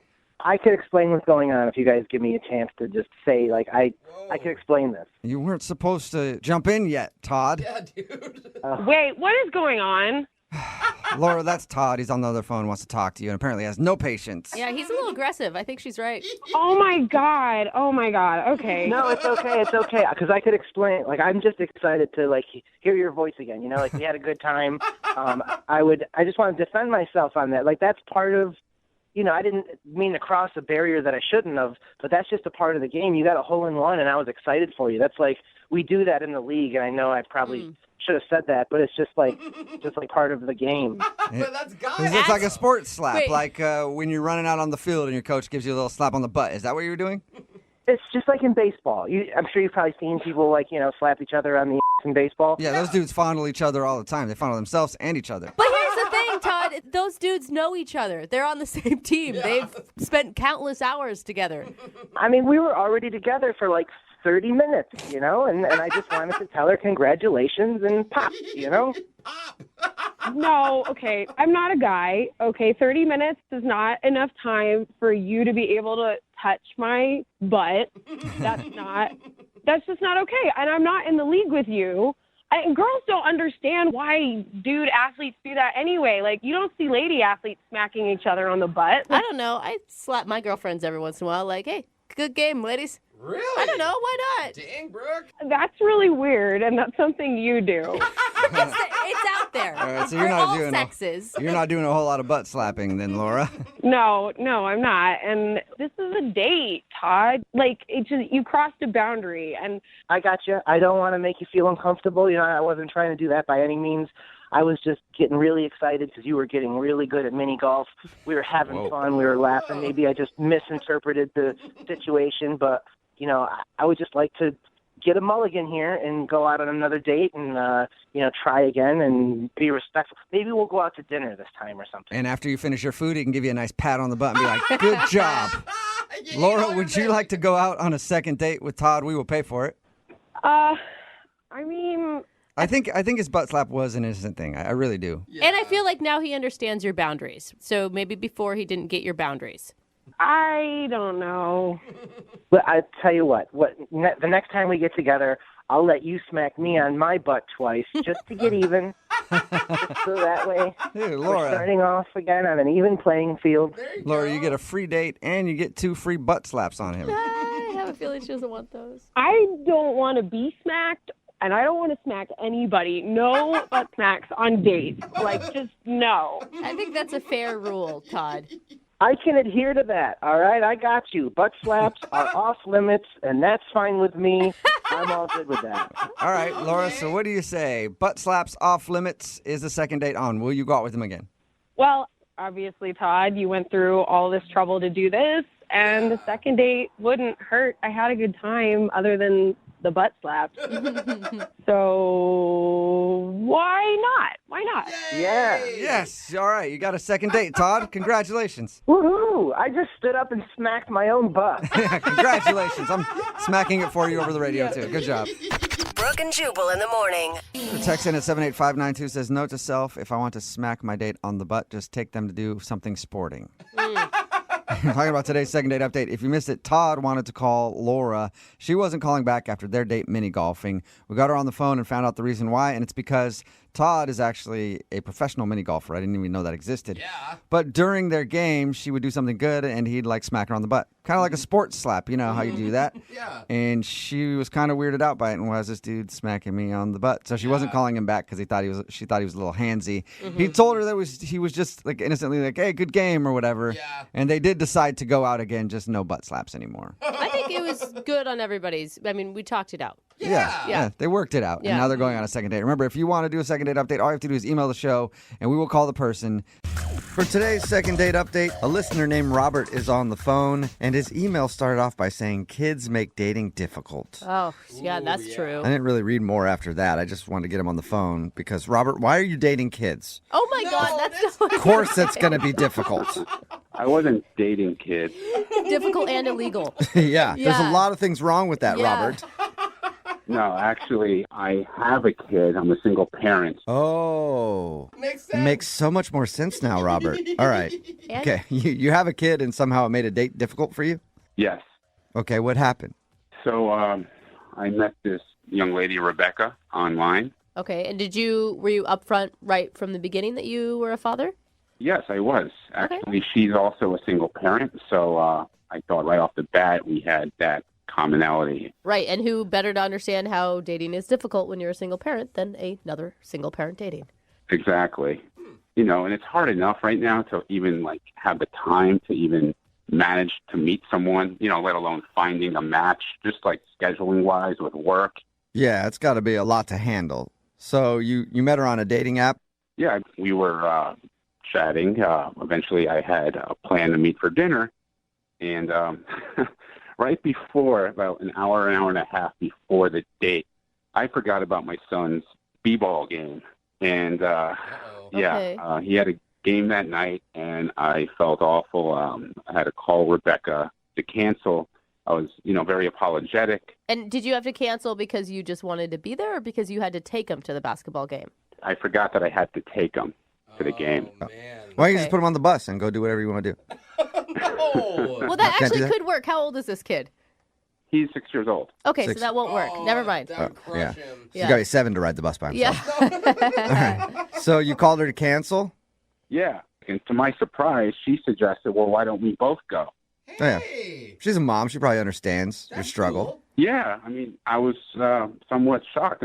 I thought, how cool is that? She was, why not use my 6-year-old's basketball game as a dating opportunity? Yeah. So I figured, she was just really cool to even suggest that. Yeah, that's cool. It shows that she's pretty easygoing. How was the date at your kid's basketball game then? It was really good. She was very supportive. Did you get seats right up front? Some good seats. He got courtside at the 6-year-old basketball game. We had front row seats. She was cheering him on. Really cool. Every time they had the ball, every time he had the ball, very supportive. Was he like, who's this strange lady cheering me on, Dad? Actually, they met right before the game, so it wasn't that weird. Okay. That's good. At halftime, I should mention this, there was a little romance that actually ensued during the game. Okay. What happened? She, she got a little hungry. I said, I'll be right back. I'll get some food. And she was like, I'll tell you what, if you bring me some popcorn, I'll give you a kiss. And I was like, back in a flash. They didn't even have popcorn? You had to drive to a movie theater to find some? Pretty much. I had to leave. Yeah, pretty much. So she gave me a kiss when I got back. The second half started. She was cheering. My kids' team lost, unfortunately. That's probably why she's not calling you back. She wants a winner. Mm-hmm. Probably. Actually, Rebecca was saying, good job, very consoling, even, they lost. And that's where like, don't lie to the kid. He played terrible. No. She was really cool, I have to say. And I was, I was even thinking, wow, this is wife material. Oh, wow. Okay. Whoa. That's quick. Okay. That's a quick jump. Well, our first date where, she's hanging out with me and my kid. We went to dinner afterwards and we had, a great conversation. Our kids have a lot in common. They're only a couple of years apart. Did your son come to dinner with you guys too? Yeah, he came with us, and it was a lot of fun. She was asking a lot of questions about school, about sports, and, he was very comfortable with her. So, I couldn't help but think that this would be a possible, candidate here. Okay, well, other than just the kid stuff, did you like her? Did she seem like you? Yeah, it seemed like we had a spark. She wouldn't have given me a kiss, I don't think, if she didn't like me. Good point. Yeah. Very good point. I don't know. Popcorn's pretty good. I do a lot of things for popcorn. That's true. Yeah. That's true. All right. How did everything end with her then? I dropped her off, said goodnight. She gave me a hug. She said goodbye to my son, and here we are. That was 2 weeks ago. I haven't heard from her. I've been trying to get a hold of her, text her. I called her once. Huh. So it's, just really disappointing. Like I said earlier, it's really hard to find a time to meet someone. I don't know, if I might have said something to offend her. Or, it's really frustrated. Okay, well, we'll play a song, come back, and then call her and get your second date update, all right? Sounds good. Okay, man, hang on. Moving 92.5. Brooke and Jubal in the mornings. Second date update. If you're just tuning in for today's second date update, Robert is on the phone, and he took the girl that he wants to call today, her name is Rebecca, to a sporting event. Always a good idea, unless, of course, it's a 6-year-old's basketball game. What was the score, by the way, Robert? 9-6? Seriously. It's actually even less than that. All right. Good job, kids. Good job. If you're just tuning in, Robert actually forgot that he had his kid the night that he scheduled a date with Rebecca. She has a kid, too. And he had to take him to a basketball game. And Rebecca actually was like, fine, I'll go. So they went to the basketball game and then had dinner after. He said everything went great. He even got a kiss in the middle of the game. Ooh. And now she's not calling him back, and he can't figure out why. You ready to get her on the phone, Robert? Yeah, I mean, like I said, I just really want to find out why she hasn't gotten back to me. I can't figure it out. I'm completely baffled. So I just want to hear the truth. I just want to find out what the deal is. All right. All right, cool. Well, I'm going to dial her phone number right now and see if we can figure it out. Here we go.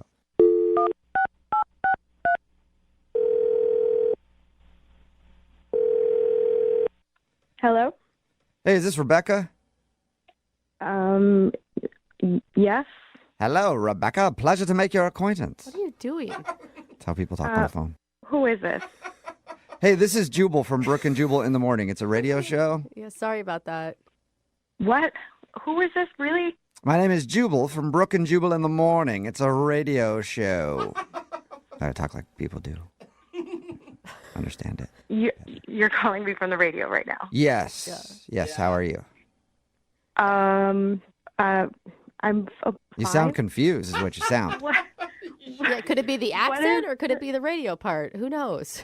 What is this about? Well, we do a segment on our show. It's called the Second Date Update, and you went out with a dude named Robert a little while ago. Yeah? Okay. Yeah.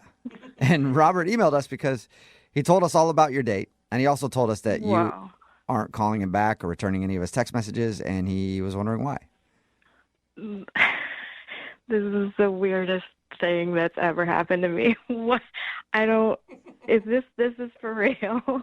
It is, unless you haven't gone out with a guy named Robert. Yeah. No, I did. I did. So, yeah, is there a particular reason you don't want to see Robert again?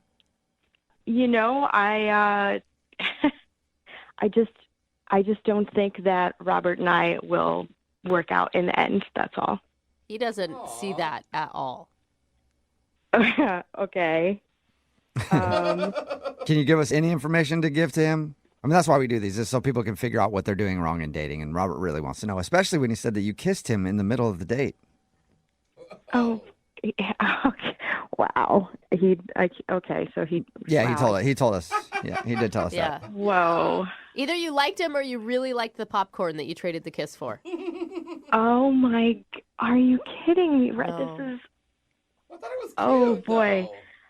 Yeah, if somebody kisses me in the middle of a date, I usually think the date is going well. Yeah. But it sounds like, Well, it was going well then. Okay. So when did it change? Well, okay, so I don't know if he told you, but we went out to dinner afterwards, after this game. And this thing happened at dinner, and it was just weird and awkward, and it was kind of a big deal. And I honestly, I can't get it out of my head. And it's that big, and It's that big. It's that big. It's so big. It's You guys, she's not And you talking found that about out at dinner? The 6-year-old was at dinner with them. What are you talking about? Well, I hope that didn't happen then. Oh my God, Rebecca. Am I right? I'm Am I sorry. reading into what you're saying, right, Rebecca? She means the situation. It was the situation. Oh, okay. What did Can you tell us what happened? He's really curious. Okay. We finished eating dinner, and his son asked for some ice cream, and his kid is 6. And so Robert tells him, no, he can't have ice cream. Yeah. Then he literally said, well, your team lost, and ice cream is for winners. Ice cream is for winners. Wow. What was the kid's response?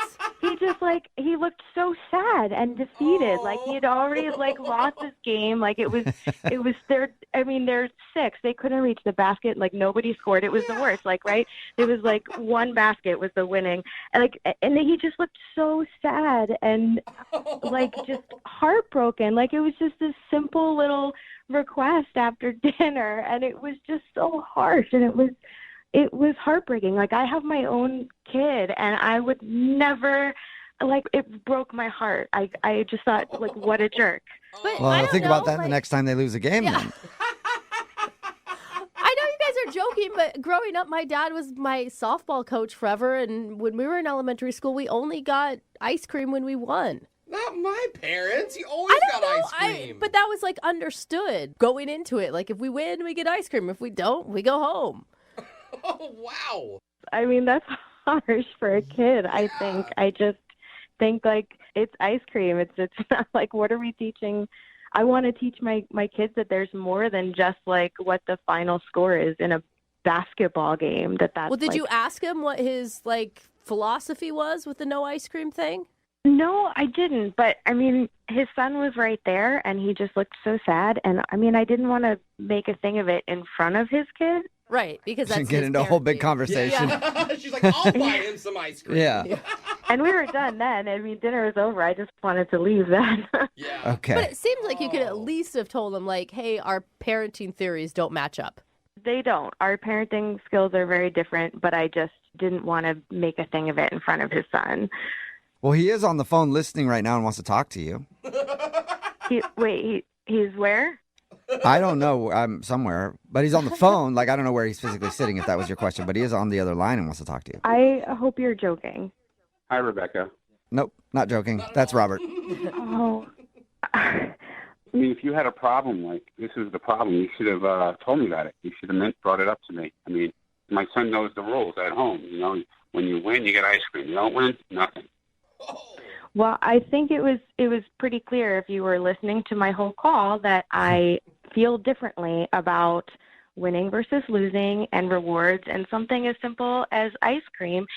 You did see your son's face, right? You broke his heart. It was the saddest thing to see his face like that. He's 6 years old. He wasn't running hard enough. He could have run faster. They lost. I mean, you know, I have to be tough on my son. You know, I'm trying to prepare my son for adulthood. You know, you have to work hard. You have to win. Yeah, when he's the next like CEO of some major company and he writes a book called "Ice Cream is for Winners," you'll see. Robert, I mean, what is the purpose of doing the ice cream only for winning? Give him motivation so he can work harder. You know, I teach him to play hard, to be a winner, to give it his all, not to have it on the basketball court. Whoa. I mean, if you have a different parenting style, I mean, that's probably quite obvious in the way that you were brought up, in the way you're raising your kid. Maybe, I don't know. So you're judging me right now? That's what's happening. You're judging me because I would give my kid ice cream in this situation. Absolutely. Whoa. I believe that ice cream is for winners. I believe that wholeheartedly.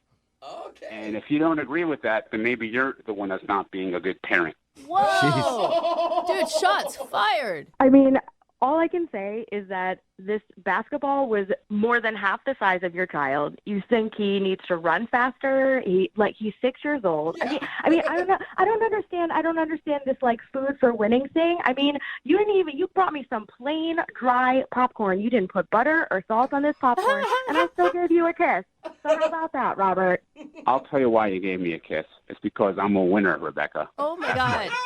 Rebecca, I am so sorry for defending this guy for moments before we actually talk to him. Yeah, if you have to identify yourself as a winner, that is the most loser thing you could possibly say. Yeah, that is truth. Well, in that case, would you like to go on a second date with Robert, Rebecca? We will pay for it. Oh, my God. No. No. You sure you don't want to think about it some more? Definitely still no. He's a Even winner. more no than it was that first night. Dude, and Robert, lighten up on your 6-year-old, man. That's intense. My son is going to thank me in about 20 years from now when he's making 7-figure salary, thanking that his dear old dad pushed him harder on the basketball court to run that little bit more than the other kids. Oh. You know, you have to be tough in this world. And if you guys there in the recording studio don't agree with that, then I sincerely suggest you look at your own lives and how you were brought up and how you're raising your own children. Oh my God. Whoa. Yeah. I'm sure he's going to be thanking you, or his therapist is, for all the money he's going to have to pay. And Rebecca, I see the future, and it will be your child washing my son's car. Dude, rude. dude. You're crazy. You're like a crazy human. Like, of course you are. You called the radio to try to deal with this. You couldn't even read my social signs on the ride home that you were treating your kid like he is a CEO. He's 6. It was a big deal. He got his shorts to stay up for the whole game. Like, come on. Good point. I don't really have anything else to say. I think I said it all. Yeah, I think we are. Rebecca said she doesn't want to go out with you again, so you do not get a second date, Robert. Loser. You say loser, I say winner. Okay. And all you guys can go to hell. All right. Well, you don't get a second date, so I'm guessing no ice cream after this whole phone call for you, Robert. But keep winning. Brooke and Jubal in the morning. Lots of texts in at 78592 saying, he's right. Ice cream is for winners. These stupid millennials and their participation trophies. God, Talking about today's fired up. second date update. Yeah, they are very fired up on the text message board. It's also very very split. A lot of different parenting techniques out there. Definitely. If you missed the second date update, this dude Robert wanted to call Rebecca. He's a single father. She's a single mother. He scheduled a date, but he forgot that he had to take his son to his basketball game that night, and she was like, well, I'll just come with you. Mm-hmm. So they went. He actually got a kiss at halftime, but she stopped calling him back. And the reason was because after they went to the game, they went out to dinner, and his son wanted ice cream, and he just said, sorry, ice cream is for winners. Yeah. Which is a quote that will now go down in second date history. Totally. And she said she didn't like the fact that he wouldn't get his son ice cream because he didn't win the game, so she didn't want to go out with him again. But yeah, it's very split on the text message board. Some people are saying like, I agree, ice cream is for winners.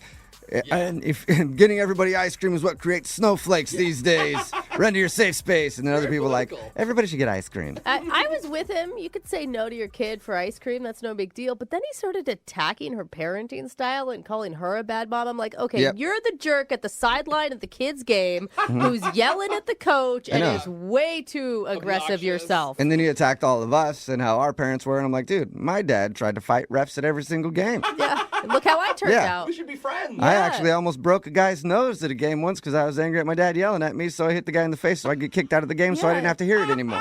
That's not a snowflake. That's just real solid parenting. Look at where I went to. Very dark places in my life. Remember, if you want to do a second date update, all you have to do is email the show. We will call the person who didn't call you back. Moving 92.5. Brooke and Jubal's second date update. You've all heard the expression, nice guys finish last. Oh, yeah. What about the expression, nice guys blow you off? I don't think they're considered a nice guy at that point. Rebecca emailed us. She actually has gone out with a lot of jerks and apparently has finally found a nice dude. But for some reason, he's not calling her back. Hi, Rebecca. How are you? Hi, I'm great. How are you guys? Good. Thank you for your email. Thank you for coming on the show. Tell us a little bit about the guy you want us to call. First of all, I just want to say that I love your show. I listen to you guys all the time. Oh, thanks, Rebecca. But don't worry, you don't have to suck up. You're already on the show. Yeah. Plus, we already know that most people kind of do that anyway. So. Oh, come on. Listen to the show, I mean. No, they don't. So, yeah, I went out on a date with this guy, and he's different than most guys that I date because, like, I normally date guys who, like, have a lot of money and flashy cars, and they like to show off and show me off, and he is like a really nice guy. Okay. So I really liked him because he seemed really genuine and sincere, and my friends were all like, oh my God, you have to stick with this guy if you want to be like in a real relationship and not just be arm candy for the rest of your life. So you feel like you're just arm candy for other dudes? Oh, totally. And you seem like you're okay with that. Yeah, well, I mean, it's, there are worse things in life, but... Rebecca, would you consider yourself a hot person? Oh, totally. Okay. On a scale of 1 to 10, how hot would you say you are? 11, for sure. Oh, okay. Yeah. So tell us what happened on the date. We went to a comedy show, and we were having a good time, and we laughed. I mean, it wasn't like Jubal's comedy. Like, that would have been the ultimate date. I know. But seriously. We were having a really good time, and then I invited him to come out after because I was going to meet the girls at a club, and he gave me, like, this tiny peck on the cheek and said he couldn't come, and then he left. And so I texted him to, like, just give him, a hint that I would definitely go out with him again. Mm-hmm. And I didn't hear from him. And then I started to think maybe he thinks I'm too hot for him. Okay. Okay. You know how they say like couples like should look alike and like Right. a 10 dates a 10, and like I think he's attractive, Rebecca. but I mean, Rebecca, you know what? I think you're awesome, but also things like that are things that you should think and not say out loud. You know what I mean? I didn't say it to him. I'm saying it to you guys. I don't know of any man on the planet who would not call Kate Upton back because they thought she was too hot. You don't feel like he's necessarily on the same level as you as far as looks are concerned. Well, it's really hard for me to judge because I'm so used to dating guys who are like super, super hot. I noticed that we didn't rate personality scale at all in this, or humility, or. But that's what you said. You were looking for a nice dude, unlike the other guys that you've been with who are just about money and having you as arm candy and everything else. So sometimes you got to slum it, right? Oh, come on. Well, I don't have a lot of experience dating nice guys.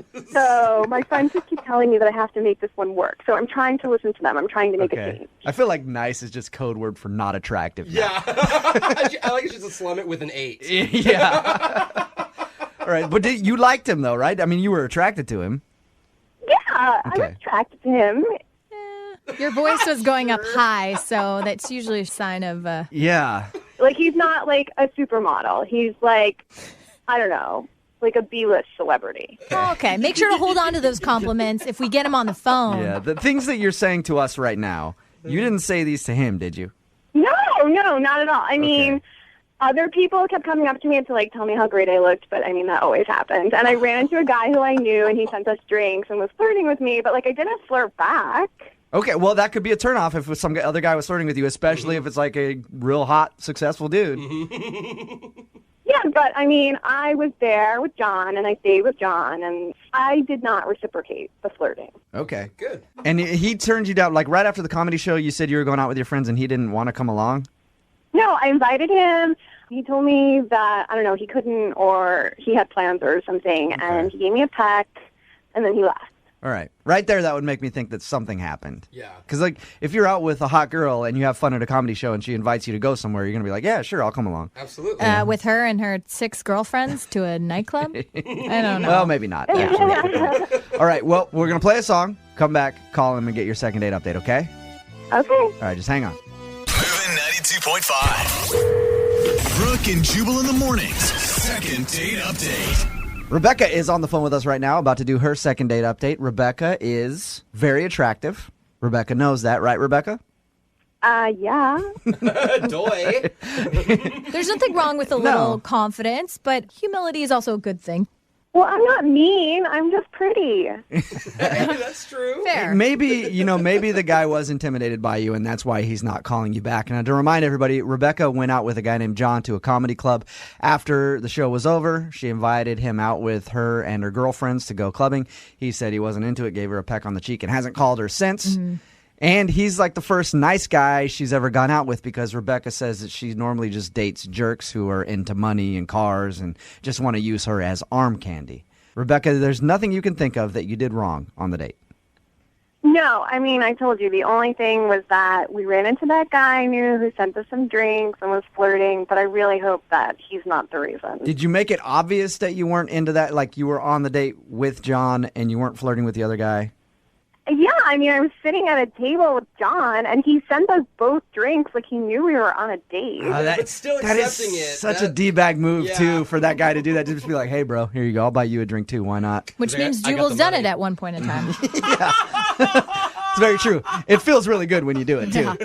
Yeah. We're about to call John right now, see if we can get him on the phone and get your second date update. You ready to go? I'm ready. All right, hang on.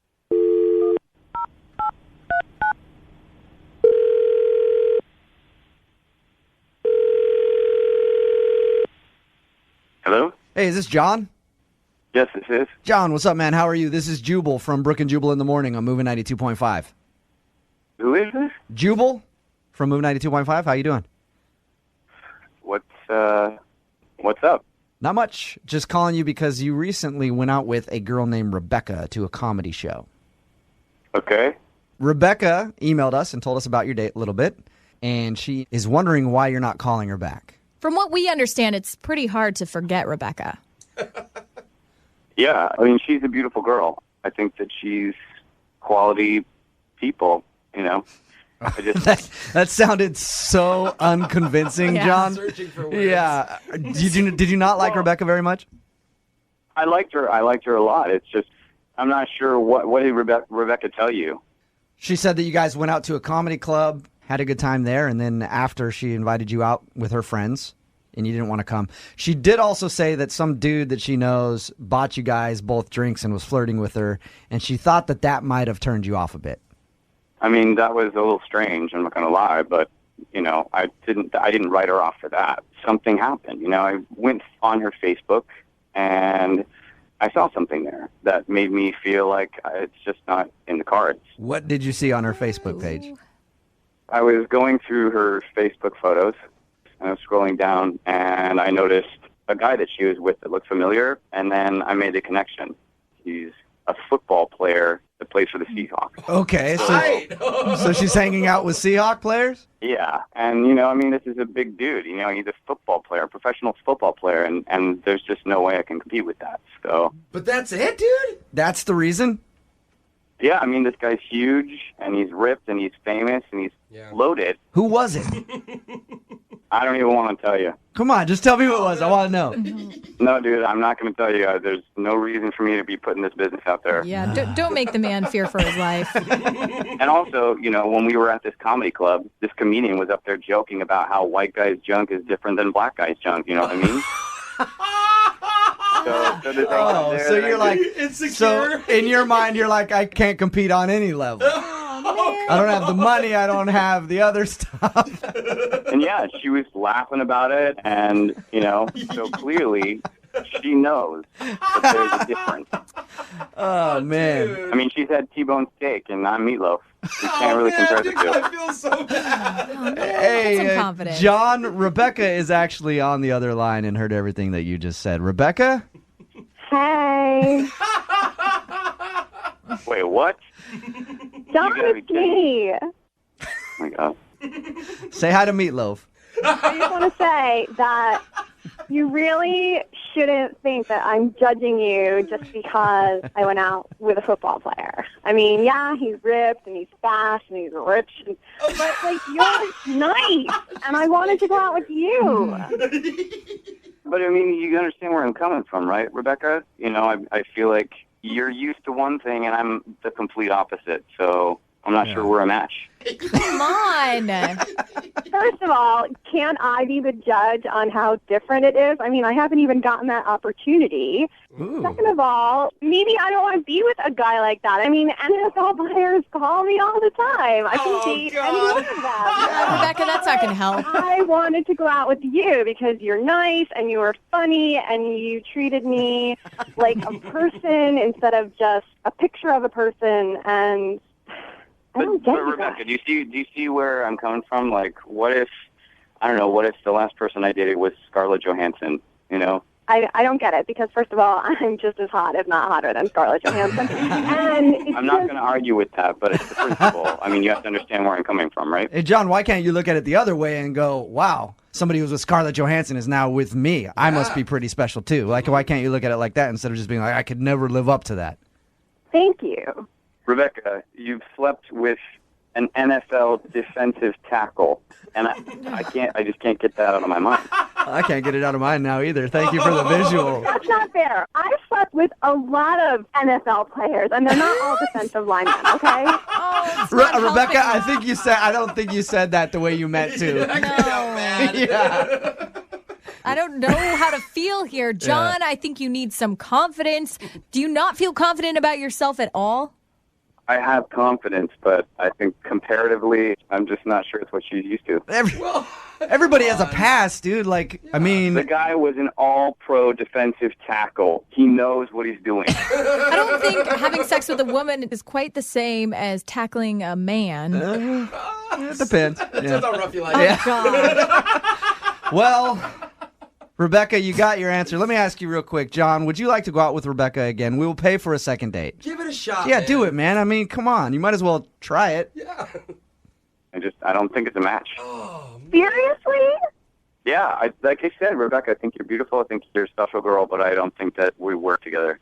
Oh, my God. You have no idea what it was like with this other guy. I mean, he could have treated me like a football in bed, and you could treat me like a lady, and you're going to let it get in the way. I don't now. I'm sure John is going to be fixated on that, Rebecca. You're getting tossed around like a football. I mean, I've got her number. If I build up some sort of mental block, maybe I'll give her a call. All right. Well, don't expect me to be sitting around waiting for your call, okay? Because it sounds like you have lots of issues that you need to work out. Plus, she's going to be pretty busy. Training camp starts soon. There's going to be a lot of guys in town to hang out with.